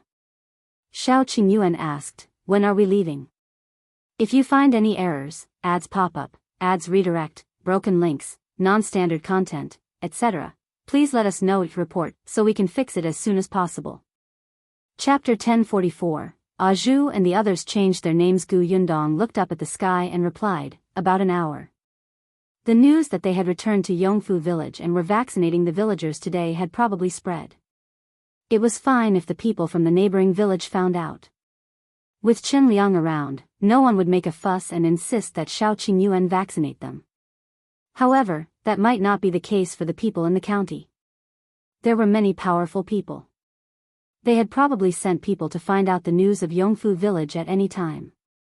Shao Qingyuan had appeared in the Li family yesterday and announced the news a little late. Even if the servants sent to find out the news wanted to return to the city to report, the city gate would be closed. They could only wait for the city gate to open this morning before informing their masters. Therefore, even if the people from the county wanted to come to Yongfu village, it would probably take at least an hour. Therefore, Shao Qingyuan and the others were still in the mood to watch Ah Zhu and the others receive the vaccination. Ah Zhu was indeed skilled and was inoculating the He family. He Shanchuan stood beside his wife. When he saw Ah Zhu holding the dagger, he was immediately a little nervous. "Dr. Ah Zhu, my wife is afraid of pain." Later, "Ah Zhu, Dr. Ah Zhu." He raised his head with a serious expression and said proudly, "My name is Shao Quan now. You can call me Dr. Shao." He Shanchuan nodded repeatedly. "All right, Dr. Shao." Ah Zhu was instantly delighted. He was Dr. Shao. How nice was that? Someone beside him asked curiously, "Why are you called Shao Quan?" "Not only am I called Shao Quan, but we've all changed our names. The four of us will be one, Wu, Shuang and Quan, one, fully capable of literal and martial arts. Remember, don't call me the wrong name next time." Gu Yundong silently covered her face. "Look at how smug you are." The four of them had come up with the names themselves. A few days ago, after Shao Qingyuan and Ah Mao came out of the Million Gold Pavilion, the first thing Ah Go and the others did was talk about changing their names. They originally wanted to call themselves Zhong, Shao, Ren and Yi1, but Dai Zhong, Dai Yi, and the rest of Dai Wenwo's subordinates had got those names. Therefore, after a few days of careful deliberation and racking his brains, he finally thought of the words Wen Wu Shuang Quan. They felt that these words were especially good, especially impressive, and suited Shao Qingyuan's image. Gu Yundong was speechless for a long time. "All right, as long as you're happy." However, Gu Yundong and the others were already used to calling Ah Zhu, so they could not change it for a while. Ah Zhu patiently reminded them, as if he liked this new name very much. When the people beside them heard that Ah Zhu and the others had changed their names, they said regretfully, "Why did you change your names? Ah Zhu and Ah Shu are so nice to listen to. They're easy to remember and have special characteristics. We country bumpkins like to take cheap names. It's easy to raise them." "Ah Zhu, no, I want to be called Shao Quan, Shao Quan." "Remember." Gu Yundong and Shao Qingyuan looked at each other and laughed. The cowpox vaccination went very smoothly. After it was done, Shao Qingyuan told them some things to take note of and asked them to go back and rest. After saying it a few more times, everyone remembered it. Fortunately, it was not time for farming yet. 2 days of rest could still be spared. An hour later, someone ran over in a hurry and said loudly, "Oh no, there are a few carriages at the entrance of our village. They seem to be from the county. Are they here to look for Shao Qingyuan and take him away? If you find any errors, ads pop up, ads redirect, broken links, non-standard content, etc., please let us know your report so we can fix it as soon as possible." Chapter 1045, Go Hide. The villagers in the ancestral hall were shocked. They're really here? Why are they here so quickly? Someone reacted quickly and said to Shao Qingyuan, "Qingyuan, quickly hide." "Yes, yes, yes. Go and hide. If they come and can't find you, they will definitely go back. Well, say that you've already left and returned to the prefectural city." Everyone was talking at once and coming up with ideas. They were worried that Shao Qingyuan would be taken away by those powerful people from the county. Without this man supervising the situation, they could not help but panic. Shao Qingyuan and Gu Yundong looked at each other. It was as they had expected it. Liang also came over to persuade them. "Stay away for now. Don't worry, they're here for you. If they can't see you, they can't do anything. All right, I'll leave this to Uncle Chen." Shao Qingyuan nodded at Ah Zhu and left the ancestral hall with Gu Yundong. The people from the county city came from the main road in carriages, but Shao Qingyuan and the others left through the center of the village. When they arrived at the entrance of the village, they saw Father Tong waiting there with the carriage. As soon as the two of them got into the carriage, they bypassed the main road and took a small path to the county city. Not long after they left, those carriages stopped at the foot of the mountain. When they heard that everyone in the village was at the ancestral hall, they quickly walked towards it. However, when they all arrived, they only saw a few doctors inoculating the villagers. Shao Qingyuan was not around at all. Not only was he not around, but someone also ran over and said that they had just left from another path. Everyone cursed in unison and looked at the people from Yongfu village. After leaving a few people to continue keeping an eye on the situation, they left angrily. The villagers were speechless. They were all prepared to argue and chase them away with hoes and shovels. In the end, they left. There was no sense of accomplishment. Why didn't they persevere? Wasn't there any sincerity? However, after they left, Liang heaved a sigh of relief and continued to organize everyone for the vaccination. The Li family's eldest branch came at this time. Ever since they found out that Shao Qingyuan had seen the emperor and made a great contribution, they had been extremely nervous. They wanted to go to the county city to queue for registration, but they were late. The county office's documents said that they would have to wait at least until 6 months later. 6 months later? How could that be? Therefore, even though they were extremely afraid, it was rare for the village to start cowpox vaccination. They had been holed up at home for half a day. When they heard that Shao Qingyuan had left, they finally braced themselves and came out. They looked at the villagers in front of them who were being vaccinated. There were a total of 3 teams. They definitely did not dare to line up with Ah Zhu's team. If he did anything during the vaccination, their family might lose their lives. Dr. Xiong had a bad temper, so it wouldn't do either. Therefore, in the end, the Li family's eldest branch was lined up with the old doctor. The villager in front of them immediately frowned. This person happened to be at odds with the Li family's eldest branch. He immediately mocked, "You still have the cheek to come. Why? Do you think no one knows that you've persecuted him in the past when Qingyuan isn't around? None of your business. Hey, you want to fight? Seeing that the two of them were about to fight, Liang heard the commotion and rushed over. When he saw the Li family, he could not help but frown. Disgust flashed across his face. Alright, stop arguing. If you find any errors, ads pop up, ads redirect, broken links, non-standard content, etc., please let us know each report so we can fix it as soon as possible. Chapter 1046. This troublesome thing. Liang did not chase them away. He was the village chief and the entire village had to be vaccinated. It was impossible for him to leave them behind. Besides, it wouldn't be good for Shao Qingyuan if word got out. What if someone in the Li family got smallpox? What would outsiders think of Shao Qingyuan? They would say that he was the one who invented the cowpox vaccination method, but in the end, someone in his village died from this illness? It was just vaccination. There was nothing to do with it. If you want the vaccination, be quiet. If anything happens, you'll be the ones to suffer. The people from the Li family's main branch immediately did not dare to speak. They could only line up resentfully and endure the pointing fingers of the other villagers. The subsequent inoculations went very smoothly. Even though the people from the neighboring village came after hearing the news, they knew that it was impossible for them to cut in line. They could only be envious. At that moment, Yundong and Shao Qingyuan had already arrived at Fengkai County. As soon as the two of them arrived at the county city, they went straight to the Liu residence. Luan was already waiting at the entrance. When he saw them, he immediately welcomed them. Young Master Shao, Miss Gu, you're finally here. Our young master has been waiting for you at the door. With that, he welcomed the two of them inside.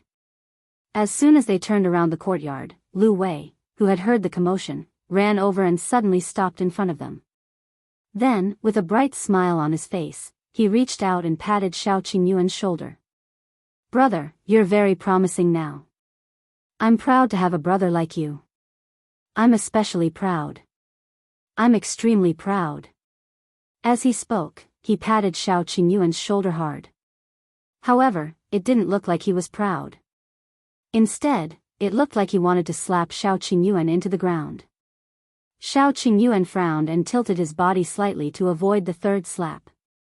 Liu Wei could not stop in time and fell straight forward. Fortunately, Luan reacted very quickly. Young master, be careful. He barely caught her. After Liu Wei steadied himself, he turned around and was about to be displeased when he met Yundong's angry eyes. Do you have a deep hatred for my brother Shao? You're so strong that you're about to slap a piece of flesh off my shoulder.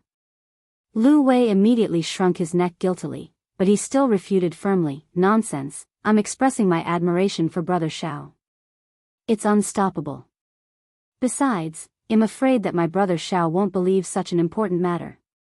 That's why I patted him awake and told him that this isn't a dream. This is real. It's worth being happy and excited. Don't try to sow discord between me and brother Shao. Yundong was speechless. If you had kept that jealous, resentful expression on your face when you said this, it might have been more convincing. Actor Liu, your acting skills have deteriorated. As he spoke, Old Master Liu also walked out with a smile. Young Shao, Gu girl, you're here. This time, you've caused quite a commotion. Not bad, not bad. I knew that you would definitely have a great future. Unlike our family's wastrel, who only knows how to eat, drink, and have fun. It's fine if he can't inherit the business, but he just has to be disobedient. What a troublesome thing. Yundong glanced at Liu Wei. She finally understood why Liu Wei was so resentful towards brother Shao.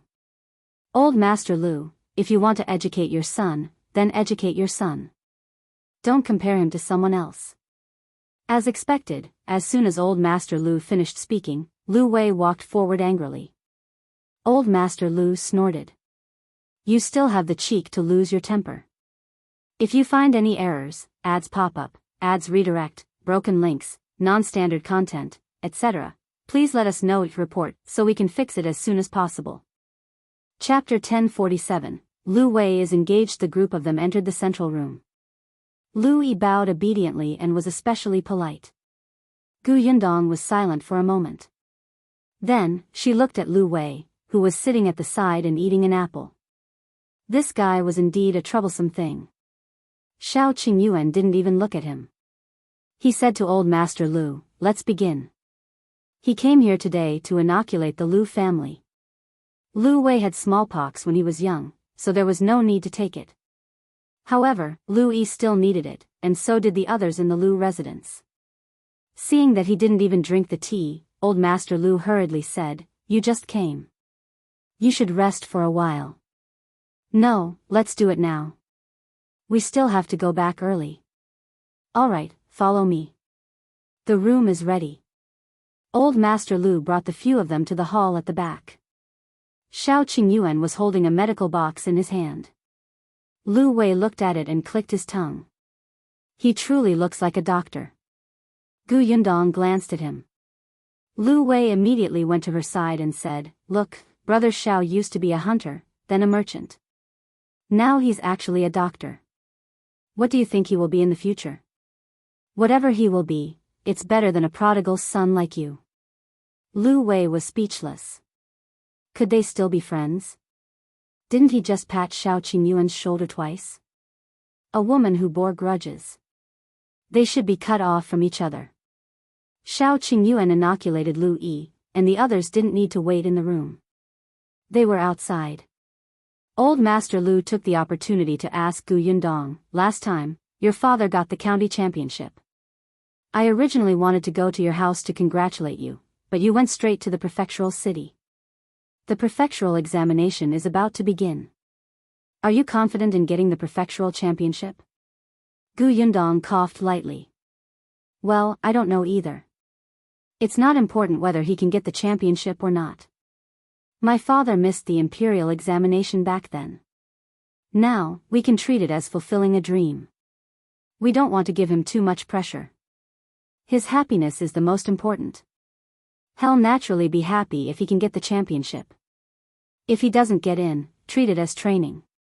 Old Master Liu was stunned. He had never heard of such a thing. However, on second thought, it made sense. Although the Gu family was still poor, Yundong had refined white sugar and given the imperial court such great benefits. It was said that the emperor had sold the white sugar to other countries and earned a lot of money. The national treasury was full. With this contribution, if she had the heart, she could even get the emperor to reward her with a county lord position. Furthermore, Qingyuan had developed a medical procedure for the vaccination of smallpox. It was also a huge matter that benefited the country and the people. Just these two things alone made the Shao family and the Gu family look good in front of the emperor. If Gu Dajiang were to get into the capital in the future, regardless of his ranking, he would attract the attention of high-ranking officials and nobles. When Old Master Liu thought of this, he stopped asking about this matter and thought about her marriage with Qingyuan. "Isn't it time to put your wedding on the agenda? After my father finishes the examination." Yundong was still a little embarrassed. Old Master Liu was overjoyed. "Then it will be soon. In that case, I should prepare a big gift now." "It's good, at least it's faster than our Liu Wei." Yundong was about to nod, but then she was stunned.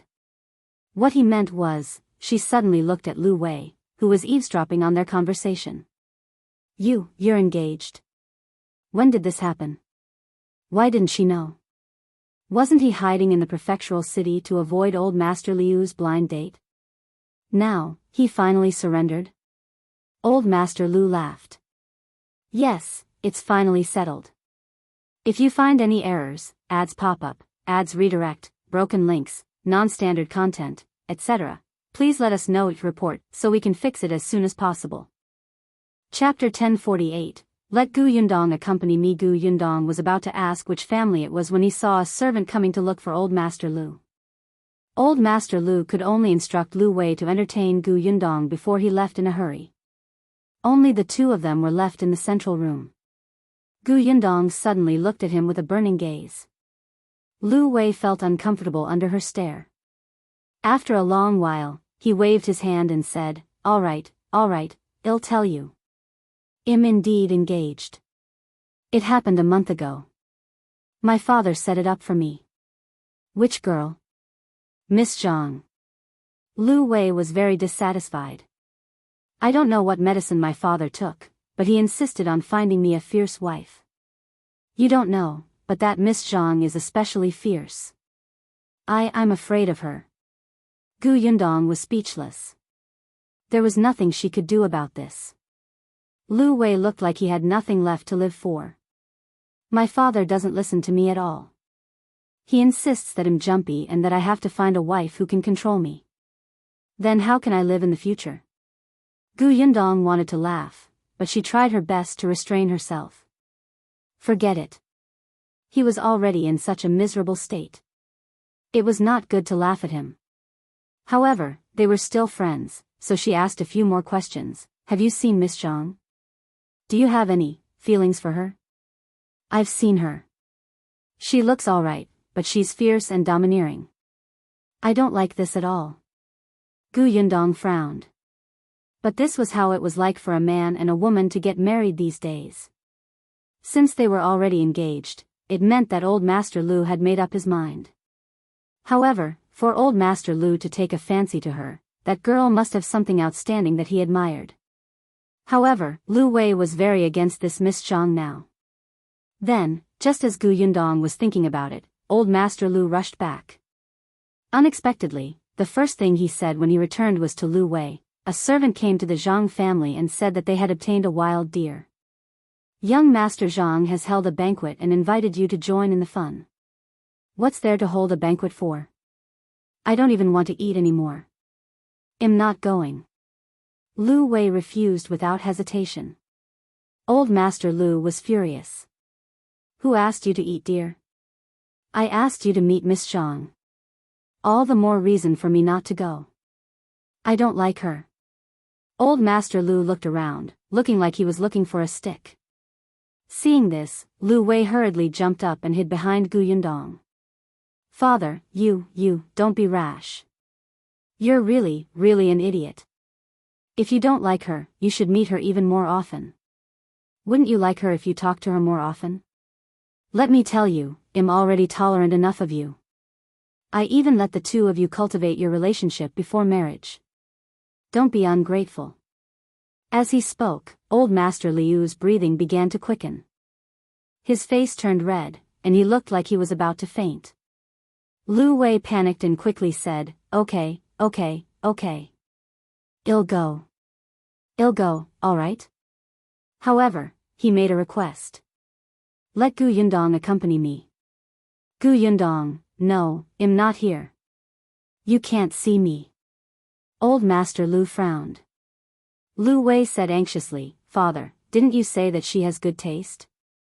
Then let her go to the Zhang family with me and see if that Miss Zhang is good. If she agrees, I'll marry her and won't make a fuss in the future, okay? Yundong. What does it have to do with me? Am I wrong to have good taste? I'm just a bystander. Liu Wei, you fool. Can't you tell that your father is acting? However, old Master Liu's eyes lit up. He nodded and said, all right. If you find any errors, ads pop up, ads redirect, broken links, non-standard content, etc., please let us know it report so we can fix it as soon as possible. Chapter 1049, It's Too Difficult What's Alright? Did you ask for my opinion? Do you think I don't exist? Yundong smiled.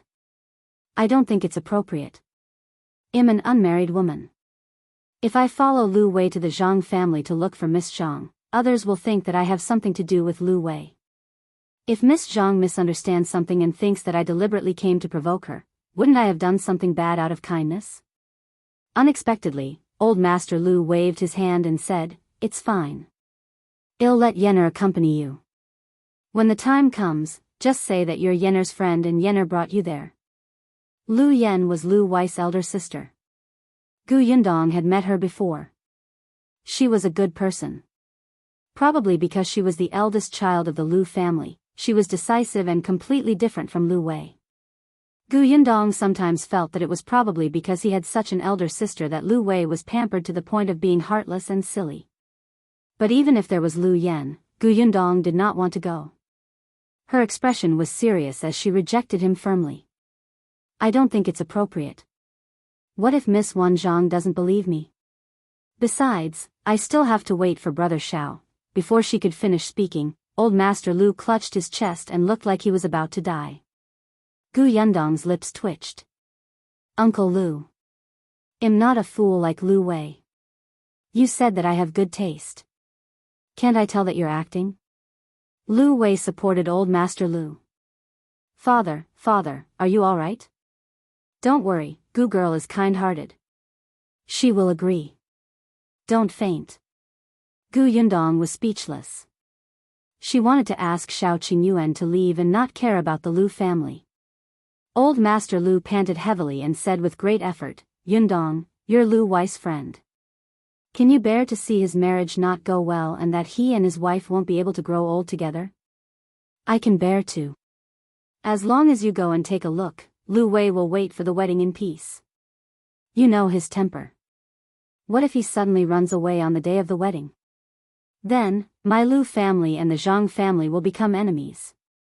Now, as long as you go and take a look and know that Miss Zhang is a good person, Liu Wei won't be so unhappy. I'll leave it to you. I'm already so old.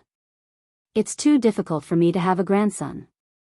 Just do me a small favor on account of uncle taking care of you. Gu Yundong looked up at the sky and sighed in his heart. He really owed them. Since Old Master Liu had said so, her conscience would hurt to death if she did not go. Okay, I'll go, okay? Old Master Liu immediately stood up and nodded with a serious expression. Thank you. Gu Yundong was already numb when she saw how energetic he was. Old Master Liu then turned to Liu Wei and said, when you pass by the Sun family later, pick up your sister and go to the Zhang family together.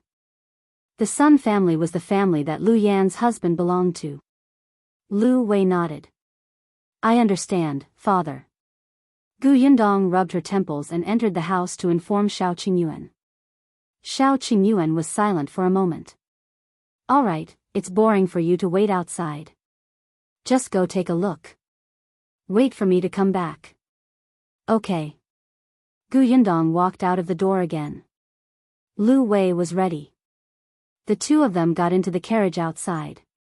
Since they were going to pick Liu Yan up, the carriage had to take a detour. Along the way, Gu Yundong did not want to talk to Liu Wei. The latter did not care. However, when they passed by Jinxiu restaurant, Liu Wei suddenly exclaimed, Eh? If you find any errors, ads pop-up, ads redirect, broken links, non-standard content, etc., please let us know your report so we can fix it as soon as possible. Chapter 1050, the third young master of the Tao family, Tao Yan. Gu Yundong glanced at him and pretended not to hear him. Don't think that I don't know that he deliberately made a sound to attract my attention. However, she didn't expect that Liu Wei didn't look at her and asked curiously, why are they together?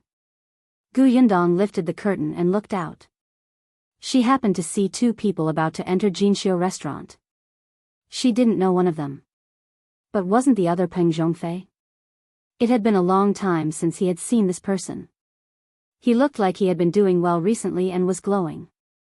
Gu Yundong asked casually, do you know the person beside Peng Zhongfei? Liu Wei nodded. Yes, he's the third young master that the Tao family found at the end of last year. Gu Yundong froze. Who are you talking about? Third young master Tao Yan. Gu Yundong suddenly shouted, stop the carriage. This sound was urgent and sharp. Luan, who was driving the carriage outside, hurriedly pulled the reins. Because of inertia, Liu Wei couldn't sit properly and almost fell out of the carriage. He rubbed his aching head and asked angrily, what are you doing? You're so shocked. However, Gu Yundong said to him, go to the Zhang family yourself. I have something on, so I won't be going for now. After saying that, she didn't care about Liu Wei's reaction and directly jumped off the carriage. Liu Wei was stunned and hurriedly got off the carriage. When he looked up, he saw Gu Yundong rushing towards Jinxiu restaurant. He hurriedly asked Luan to drive the carriage to the side to rest, then quickly caught up with Gu Yundong. The two of them entered Jinxiu restaurant one after another. Liu Wei had just caught up with her and happened to hear her asking the shopkeeper, "Which room are young Master Peng and young Master Tao in?" The shopkeeper was stunned. He naturally knew Gu Yundong, but, fortunately, Liu Wei came over immediately. "Hurry up and tell her, which room are they in?" The shopkeeper immediately replied, "In the bamboo room." "Thank you," Gu Yundong said and quickly walked upstairs. After going up 2 flights of stairs, she saw that Liu Wei had also come over. She immediately frowned and said, "Why are you following me?" "I have something urgent to do. You can go to the Zhang family first. As for seeing Miss Zhang, you can wait for an opportunity next time." "Hey, the Zhang family's matter is not urgent. What are you busy with?" Liu Wei was excited. "Is it related to Peng Zhongfei and Tao Yan? I'll help you. I can beat or trick anyone." As he spoke, he even started to roll up his sleeves. Gu Yundong's mouth twitched. "No, I just have something to ask. Hurry up and leave."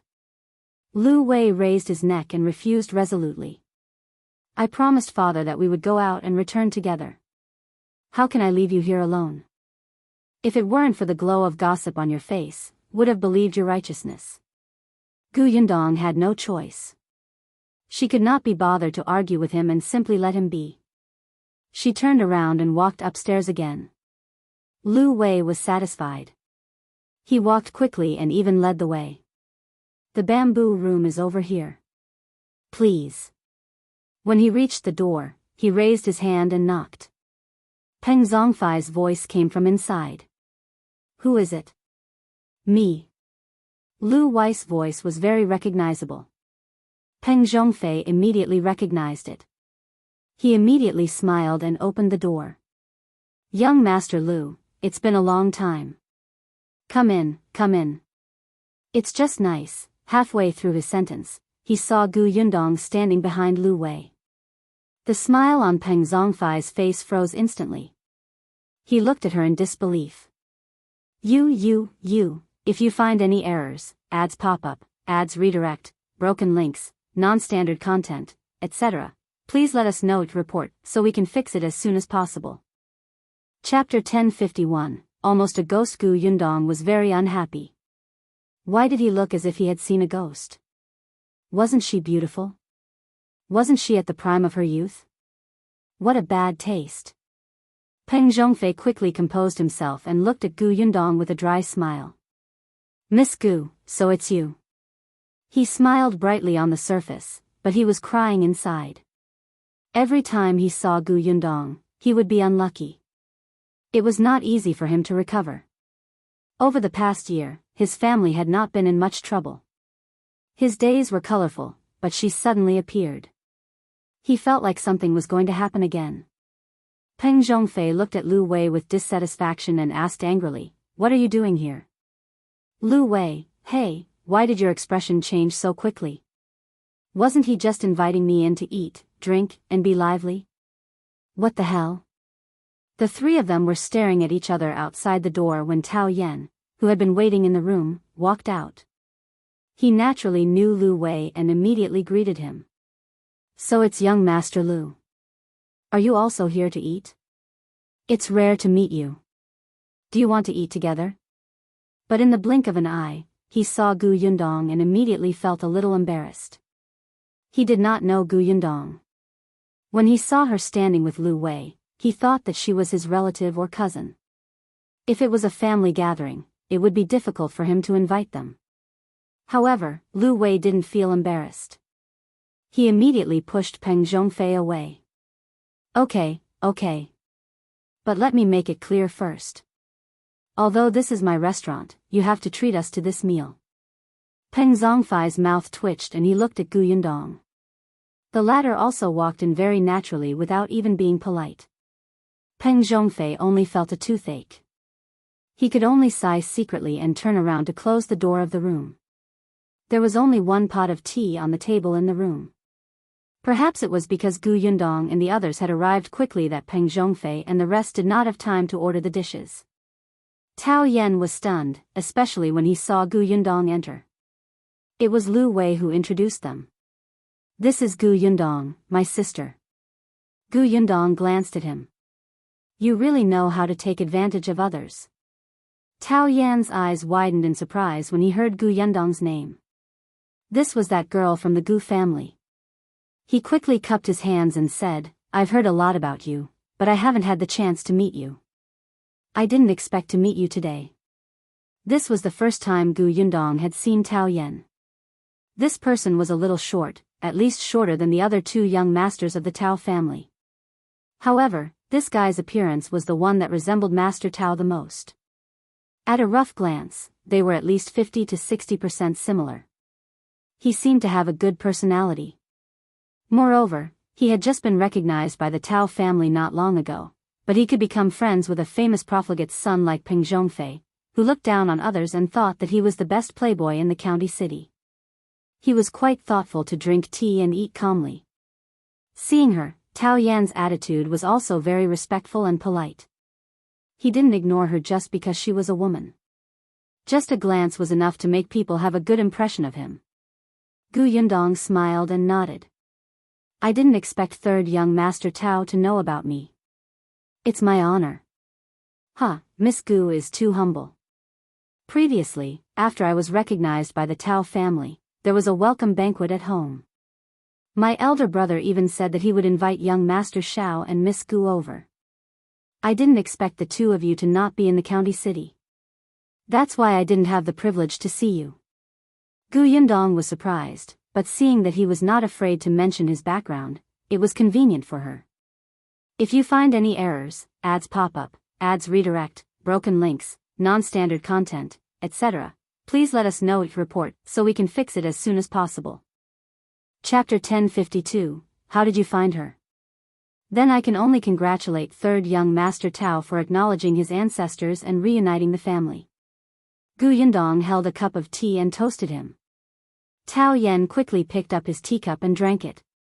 "Thank you. Speaking of which, third young master has come to the end of his suffering. His good days are all in the future." Gu Yundong pretended to speak casually. "By the way, did you catch the human trafficker who took third young master away? In my opinion, such a person is the most detestable. He specializes in doing such heartless things. He destroys other people's lives and families. I hate such people the most. Previously, I encountered a human trafficker who carried a child away in broad daylight. If that person was not sneaky and I hadn't stopped him on the spot when I realized that something was wrong, the child's family would probably be heartbroken." The Tao family announced to the public that Tao Yan had been kidnapped when he was young.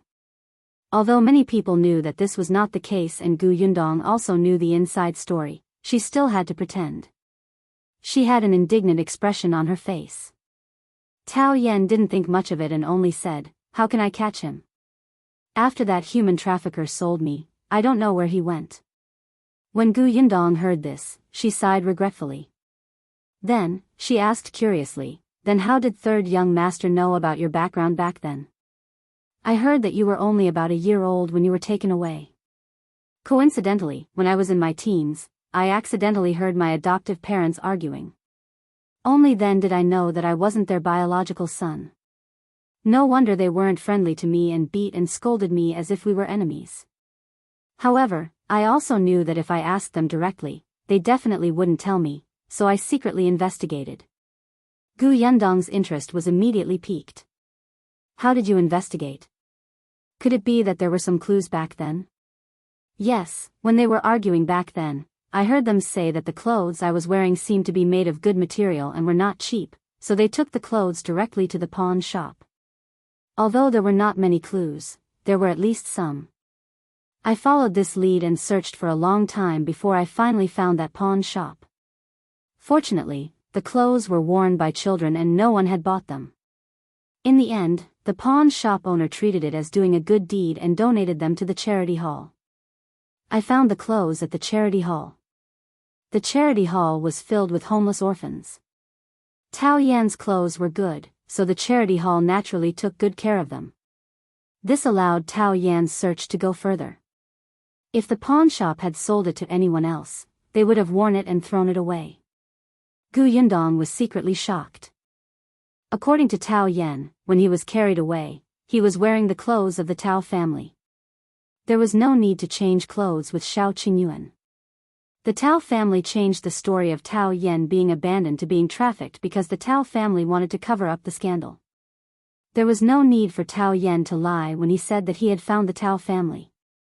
Gu Yundong felt that her and Shao Qingyuan's thoughts might have been too complicated from the beginning. Perhaps Old Li had nothing to do with the third young master of the Tao family being taken away. Perhaps he only knew the inside story of the third young master of the Tao family being abandoned and directly pushed this matter to Shao Qingyuan. Yes, that must be it. Before he died, he tricked Shao Qingyuan again and deliberately said this to confuse him so that he could not find his real family. If you find any errors, ads pop up, ads redirect, broken links, non-standard content, etc., please let us know each report so we can fix it as soon as possible. Chapter 1053. The handkerchief is Shao Qingyuan's. The more Gu Yundong thought about it, the clearer the clues in her mind became. If things went back to the beginning and all the clues related to the Tao family were removed, then, the only thing that could prove Shao Qingyuan's background might be the handkerchief that Li Dunzi and his wife had hidden. The handkerchief belonged to Shao Qingyuan, and it was given to him by his family. But why did Old Li do this? It could only mean that he had a grudge against Shao Qingyuan, or against Shao Qingyuan's family. Gu Yundong's eyes grew brighter and brighter. They could start from there. At this moment, her mood suddenly brightened. I was lucky.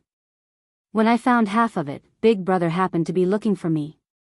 Tao Yan continued, only then did I know my background. After confirming it, I returned to the Tao family. Gu Yundong came back to her senses and nodded. Third young master, good things come after hardships. You will definitely have good fortune in the future. Ha ha ha, thank you for your nice words. Tao Yan smiled. My brother is indeed very good to me. Gu Yundong raised her eyebrows. Yes, only your brother treats you well. The others don't look too good. The corners of Peng Zhongfei's mouth twitched. He wanted to speak, but the two of them had been talking back and forth since they sat down. He couldn't even find a chance to interrupt. Wasn't this the first time the two of them met? How could they have so much to talk about? He endured it and then glanced at Liu Wei. He did not expect this kid to be drinking tea rather enjoyably. Was there a mistake? Even if he was treating, even if this was the best tea in Jinxiu restaurant, there was no need for this guy to be like this, right? This is your restaurant. How dare you take advantage of me when you want to drink high-quality tea? Intolerable. Peng Zhongfei raised his leg under the table and kicked him hard. Pfft. Cough, cough. Liu Wei was careless and the tea directly poured into his nose. He instantly exploded. Why did you kick me? Peng Zhongfei was speechless. He had used too much strength. He touched his nose guiltily and met the gazes of the other two. He said, I heard them chatting. When I got excited, I bumped into you. Why are you so excited? You're wasting my tea. So your point is this? Gu Yundong looked at Peng Zhongfei with a faint smile. It's my fault. I was too curious about third young master's strange background, so I asked a few more questions. By the way, it's rare to meet young Master Peng. I happen to have something to ask you for help with. Peng Zhongfei widened his eyes. What do you need my help with? He was so nervous that he stuttered. Why did she need his help? The first two times she had looked for him, something had happened to him. Could she not look for him this time? Peng Zhongfei was filled with regret. If he had known earlier, he would not have kicked so hard. Wouldn't it have been better to be a quiet quail? If Liu Wei wanted to drink tea, he could drink tea. It was not much money. Now, Gu Yundong had finally noticed him. Peng Zhongfei was extremely bitter in his heart, but in front of his two friends, he still controlled his facial expression very firmly and said seriously, what help? Tell me. No matter what, we're friends. It'll definitely help if I can. But you know that my ability is limited. I'm just a young master who eats and drinks. Don't blame me if I can't help you. Gu Yundong was speechless. Am I that scary? I won't let you climb a mountain of swords or go through a sea of fire. She shook her head and took out the handkerchief embroidered with words from her sleeve. If you find any errors, ads pop up, ads redirect, broken links, non-standard content, etc., please let us know your report so we can fix it as soon as possible. Chapter 1054, The Origin of the Handkerchief. Ever since he took the handkerchief from Madame Du, Shao Qingyuan had handed it to her. Gu Yundong had always kept important things in her space. The handkerchief was taken out of her space with the help of her sleeve. She handed it to Peng Zhongfei directly. Young Master Peng, your family runs a cloth shop, so you must be very familiar with fabric. Coincidentally, I just got a piece of fabric not long ago. I think this material is very good and feels very comfortable to touch. I want to ask young Master Peng, do you sell this material in your cloth shop? Peng Zhongfei secretly heaved a sigh of relief when he heard that.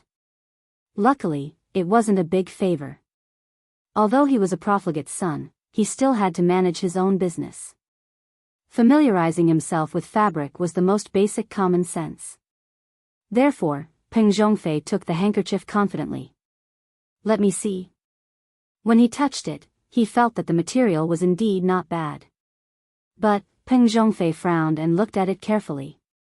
Then, his face turned red. Gu Yundong asked, Young Master Peng, do you know it? Don't be hasty. I haven't checked it carefully. Peng Zhongfei coughed lightly. He stood up and walked to the window. He looked at the light outside carefully twice. No one knew if he had figured it out or not, but he quickly sat back at the table and rubbed the handkerchief with both hands. Gu Yundong was speechless. Hey. Fortunately, he only rubbed it twice. However, Peng Zhongfei used his nails to scratch it twice. Gu Yundong could not take it anymore. She suddenly stood up, pulled his hand away, and retracted the handkerchief. She looked at it like it was a treasure. Thankfully, it wasn't broken, but there were traces. Gu Yundong looked at Peng Zhongfei angrily. Do you recognize it or not? If you don't ruin it for me, okay? Peng Zhongfei immediately nodded. Yes, of course. Gu Yundong, Liu Wei, and Tao Yan looked at him suspiciously. It took him so long to recognize it. I really recognize it. Peng Zhongfei was a little anxious. I've seen this material before, but our cloth shop doesn't have it. It's not just our cloth shop. I reckon even the prefectural city doesn't have it. This material is fabric from the Qiu kingdom. It's usually a present to our country. Therefore, there definitely isn't much of this. Basically, it's bestowed to the concubines or high-ranking officials by the emperor after he obtained it. Gu Yundong was stunned. Materials from the royal palace? No way. So you're saying that only those noble families in the royal palace or the capital have it? Was Brother Shao's identity so impressive? That's not true. There are also some among the commoners, but they're very few. It's definitely unavailable in shops. Although it was offered by the Qiu kingdom, the fabric that entered Dajin was basically used by the emperor to reward the concubines and officials. However, the Qiu kingdom also had business dealings with Dajin. If the commoners had the financial ability, it was not surprising for them to obtain this fabric. However, they definitely could not sell it. Otherwise, they would be courting death. Are you sure? Peng Zhongfei nodded vigorously. He was very certain. He had seen it once before when he followed his father to the capital. There was too little such fabric to sell. Gu Yundong was a little dumbfounded. So, the scope was still very wide. The high-ranking officials and nobles in the capital had them, and so did the concubines and civilians. Where could she start looking?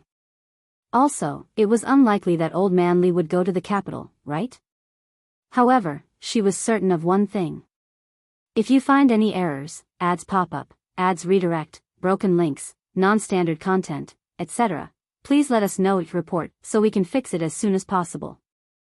Chapter 1055, Going to the Zhang family. This handkerchief definitely had nothing to do with the Tao family. With old Master Tao and old Madame Tao's hatred for Tao Yan, they would definitely not give him such a rare and precious fabric to use. At the very least, before Tao Yan was carried away, this handkerchief would definitely not belong to him. This was Shao Qingyuan's. On the other hand, there was the word Shao embroidered on the handkerchief. She would look for someone with the surname Shao. Brother Shao's father might have the surname Shao. Yundong finally heaved a sigh of relief. She stuffed the handkerchief back into her sleeve. When she looked up, she saw Peng Zhongfei smiling at her. Miss Gu, are you all right? No. Yundong smiled at him, wanting to see what he was going to say. Peng Zhongfei secretly heaved a sigh of relief. Then let's eat something. Speaking of which, why hasn't this waiter served the dishes yet? It's been half a day. As he spoke, he began to criticize Liu Wei. I say, your restaurant's speed is not good. Only I'm magnanimous and tolerant and won't argue with you. If you encounter a rude person, the table will be smashed.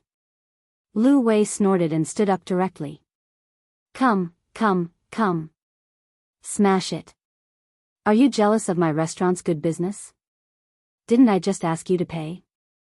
Look at how anxious you are. It's as if I've taken advantage of you. Before he came up, he deliberately told the waiter not to serve the dishes. Seeing how anxious Yundong was, he knew that she had something to ask. Was it good to serve the dishes halfway? Besides, he wasn't willing to eat at the same table as Peng Zhongfei. Who knew if the guy would go back on his word in the end and demand a discount? Peng Zhongfei knew that he was not a good person. Did I make a mistake when I treated you to a meal? I'm not very happy to eat it. The Zhang family even treated me to wild venison. I'll eat it now. See you again. As he spoke, he gestured for Yundong to leave. Unexpectedly, Tao Yan, who was quietly listening to their bickering, was suddenly stunned. He asked, Zhang family? Which Zhang family? Zhang Hao's. The Zhang family that sells pastries? Are you very familiar with the Zhang family? Liu Wei waved his hand. No, it's just business dealings. Tao Yan stopped talking. Yundong took a few more glances at him, feeling a little puzzled. Unfortunately, before she could ask, Liu Wei urged her to leave quickly. As soon as he went out, Liu Wei snorted and asked the waiter to serve the dishes to Peng Zhongfei and the others. At the same time, he reserved a room to eat. Yundong grabbed him. We're eating here? Aren't we going to the Zhang family? Are we? It's already so late. There's no point in going. I just didn't want to eat with Peng Zhongfei, so I came out on purpose. Liu Wei said happily, but Yundong was silent for a moment before saying, let's go to the Zhang family. She was a little concerned about Tao Yan's hesitation just now. Liu Wei's brows were tightly knitted. It's all right. If my father asks, just say that I refuse to go. Hell just hit me. But Yundong had already walked downstairs. But I suddenly want to eat venison.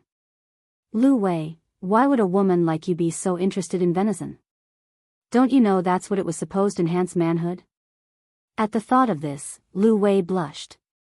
Seeing that Yundong was about to leave the house, she quickly chased after him. Luan was still waiting outside. When he saw them come out, he finally heaved a sigh of relief.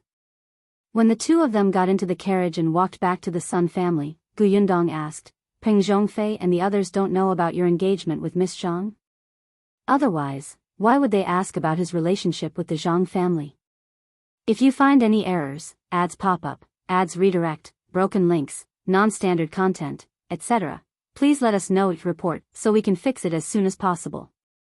Chapter 1056, Is this what Liu Wei called ferocious? Liu Wei pursed his lips. If even you don't know, how would they know? Yundong raised an eyebrow at him. Liu Wei said lazily, this is my request. I can get engaged, but they can't tell anyone.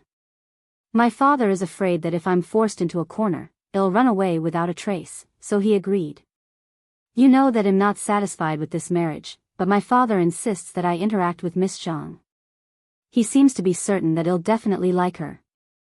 It can also be considered to be giving each other a way out. If I still don't want to get married to Miss Zhang, I'll silently cancel the engagement. It won't ruin her reputation. The Zhang family doesn't object to your request?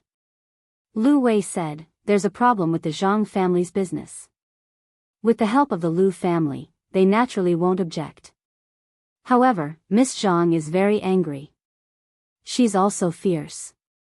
Every time she sees me, she acts like she's the boss and I can only prostrate on the ground. This description was really indescribable.